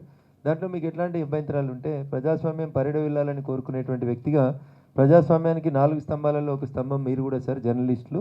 మా అఫిడవిట్లు పబ్లిక్ డొమైన్లో ఉంటాయి సార్. ప్రతి ఒక్కరి పబ్లిక్ అఫిడవిట్ని తీసుకొని పబ్లిక్ డొమైన్ లోపల మేము ఒక ఎలక్షన్కి ఇంకొక ఎలక్షన్కి చేసిన తప్పుల్ని ప్రజల ముందు ఎండగట్టాల్సినటువంటి బాధ్యత మీకు కూడా ఉంటుంది సార్. ఎందుకంటే నా వీపు నాకు కనబడదు కాబట్టి జర్నలిస్టులు మిత్రులుగా you have every right to criticize sir. You can criticize it sir. Election కమిషన్కి సమాచార హక్కు చట్టం కింద తీసుకొని ఆస్తులు బాగా పెరిగినటువంటి రాజకీయ నాయకుల మీద తప్పకుండా ఇన్వెస్టిగేషన్ చేయాలని మీరు కోరుకుంటుందని నేను ఏకీభవిస్తాను. కానీ వరి పొలం అలుకుతాడు సార్ రైతు, కష్టపడి పొలం దున్నిన తర్వాత వడ్లు అలుకుతాడు సార్. అలికిన తర్వాత వరితో పాటు కలుపు మొక్కలు కూడా పెరుగుతూ ఉంటాయి సార్. అట్లే ఒక రాజకీయాలలోనే కాదు సార్, అన్ని రంగాల లోపల కూడా కలుపు మొక్కలు వస్తాయి. ఏరేయాల్సిన సందర్భం వచ్చినప్పుడు ఏరేస్తూ ఉంటాను సార్. దేనికి కూడా పెరుగుట విరుగుటకే అన్నట్టు అన్ని వ్యవస్థలలో కూడా అన్నీ పెరిగినాయి సార్. చాలామంది కలుపు మొక్కలు వచ్చిర్రు. తప్పకుండా ఆ కలుపు మొక్కల్ని గత 10 సంవత్సరాలుగా ఏరేస్తూ వస్తూనే ఉన్నాం సార్. వ్యవస్థలో ఉన్న చాలా కలుపు మొక్కలు నేరినాం. ఇంకా కొన్ని కలుపు మొక్కలు ఉండుంటాయి సార్, బహుశా మీరు అన్నట్టు తప్పకుండా వాటిని ఏరుతాం సార్. రాజ్యాంగం గురించి మీరు మాట్లాడినారు సార్. భారతీయ జనతా పార్టీ 100% ప్రజాస్వామ్యబద్ధంగా బిఆర్ అంబేద్కర్ గారు రాసిన రాజ్యాంగానికి లోబడి డెమోక్రటిక్ విలువల్ని పెంపొందిస్తూ, మీరు చూసిన 1983 భారతీయ జనతా పార్టీ ప్రెస్ మీట్ ఎంత గొప్పగా ఉందో, అప్పటి నాయకులు ఎంత గొప్పగా ఉన్నారో, ఇప్పటి నాయకులు కూడా మీరు సూచించినట్టు అవే ఆదర్శాలని అదే క్రమశిక్షణని ముందుకు తీసుకొని పోతాం సార్. ఇంకా బాగా డిసిప్లిన్ అయినామని మేము అనుకుంటున్నాం. మా దాంట్లో కూడా ఎవరైనా పొరపాటు చేసి ఉంటే తప్పకుండా పార్టీ క్రమశిక్షణ చర్యలు తీసుకుంటుంది, దండిస్తుంది, సన్మార్గంలో నడుస్తేందుకు చూస్తాం సార్. ఎక్కడైనా పొరపాట్లు వస్తే ఎవరి మీద ఇండివిజువల్గా మీకు ఏమైనా ఎలిగేషన్స్ ఉంటే చెప్పండి సార్. కానీ దయించి రాజకీయ నాయకులు అందరూ దొంగలే అని మీరంటే, జర్నలిస్టులు కూడా అందరూ దొంగలే అని నేను అన్నా అనుకోండి, మనల్ని మనమే కించపరుచుకున్నట్టు అవుతుంది సార్. వ్యవస్థలో భరోసా పోతుంది సార్, అది మంచిది కాదు సార్. కలుపు మొక్కల్ని తప్పకుండా ఏరేద్దాం సార్. తప్పు చేసిన వాళ్ళని ఏరేస్తేందుకు మీరు కూడా మాకు సహకరించాలని నేను మీకు సవినయంగా అప్పీల్ చేస్తూ, అట్లాంటి ఏమైనా ఇండివిజువల్ కేసెస్ ఉంటే మా దృష్టికి తండి సార్. నేను కూడా మా పార్టీ పెద్దల దృష్టికి తీసుకెళ్తాం. ఎక్కడైనా క్రమశిక్షణ తప్పిన నాయకులు ఉంటే తప్పకుండా వాళ్ళని క్రమశిక్షణగా నడిచేలాగా పనిచేసేందుకు నేను కూడా మీ గొంతుకకి గొంతు అయితే సార్. తప్పకుండా ధన్యవాదాలు. 2018 నుంచి అన్న మిమ్మల్ని అబ్జర్వ్ చేస్తున్నా. 2018 నుంచి నేను అప్పుడు చాలా డిప్రెషన్లో ఉండే అన్న. 2018లో అప్పుడు మీ ఇంటర్వ్యూ చూసిన అన్న, ఒక మీరు చెప్పిన లైన్ అనేది నన్ను ఎంతగా మోటివేట్ చేసిందంటే, నేను ఇప్పుడు కోటక్ మహీంద్రా బ్యాంక్లో అసిస్టెంట్ మేనేజర్ అన్న. అదేంటిదంటే ముఖ్యంగా అదేంటంటే struggle for ఎగ్జిస్టెన్సీ, survival for fitness అని ఒక వాక్యం చెప్తారు కదన్న మీరు. డార్విన్ చెప్తాడు, struggle for existence and survival of the fittest. జీవుల మధ్య జాత్యాంతర పోరాటం ఏర్పడ్డప్పుడు బలమైన జీవులు మాత్రమే నివసిస్తాయి, బలహీనమైన జీవులు మరణిస్తాయి. మనం ఎప్పుడైనా బలంగా ఉండడానికి మనం ప్రయత్నం చేయాలి, బలహీన పడితే ఎప్పుడైనా. ఒక నిమిషం. సో మారుతున్న పరిస్థితులకు అనుగుణంగా నువ్వు మారితే, అడ్జస్ట్ అయితే బతుకుతావు. మారుతున్న కాలానికి అనుగుణంగా నువ్వు మారకపోతే, నువ్వు అడ్జస్ట్ కాలేకపోతే బతకలేవు అనేది డార్వినిజం చెప్పినటువంటి ఆ థియరీ యొక్క ఫిలాసఫీ. నా మాటలు నేను ఇన్స్పైర్ చేసినందుకు, నేను కోటక్ మహీంద్రా లాంటి ఒక బ్యాంక్కి అసిస్టెంట్ మేనేజర్గా చేసినందుకు, నా మాటలు విని ఒకరైనా మారినందుకు నేను నిజంగా ధన్యుడని భావిస్తా ఉన్నాను. మీరు నెక్స్ట్ ఎంపీ అవుతారన్న, మీరు గల్లీలో ఉన్న గలాన్ని ఢిల్లీ వరకు వినిపిస్తారన్న. ఇది మీరు చెప్పాలన్నా నేషనల్ ఇంపార్టెన్సీ అన్న. In this agriculture sector of India, the number of village people were dependent on agriculture income is far higher than the agricultural contribution toward the GDP. Also schemes like in NREGA the increase the daily wages of labours. For today farmers have a very little load holdings here. Sir, it is very expensive to them buy machines, and we are unaware, uneducated about the technological products and mission practices to use in the agriculture sector. My humble request to the Raghunandan Rao sir, please introduce the mechanization system into the agriculture sector. That is my. తప్పకుండా సాయి, నేను మీ అందరి ఆశీస్సులతో గెలిచి పార్లమెంట్కి పోతే Murali sir అడిగినట్టు విద్యా వ్యవస్థలో మార్పులు, మీరు కోరుకున్నట్టు రైతాంగ సమస్యల పట్ల ఖచ్చితంగా గలమై వినిపిస్తా. భావి భారత నిర్మాణానికి ఏ రకమైనటువంటి చట్టాలు తీసుకొస్తే ఈ దేశం బాగుంటుందో ఖచ్చితంగా అదే దిశగా నా అడుగులు ఉంటాయి. ఇందాక వారు సీనియర్ జర్నలిస్ట్ కోరుకున్నట్టు 90% వైపు ఉండను, 10% వైపే ఉంటానని మళ్ళొకసారి కూడా మీ అందరికీ మాటిస్తున్నాను సార్. సో సైన్స్లో న్యూటన్ థర్డ్లా చెప్పి ముగిస్తా సాయి చెప్పింది కాబట్టి. For every action there is an equal and opposite reaction అని.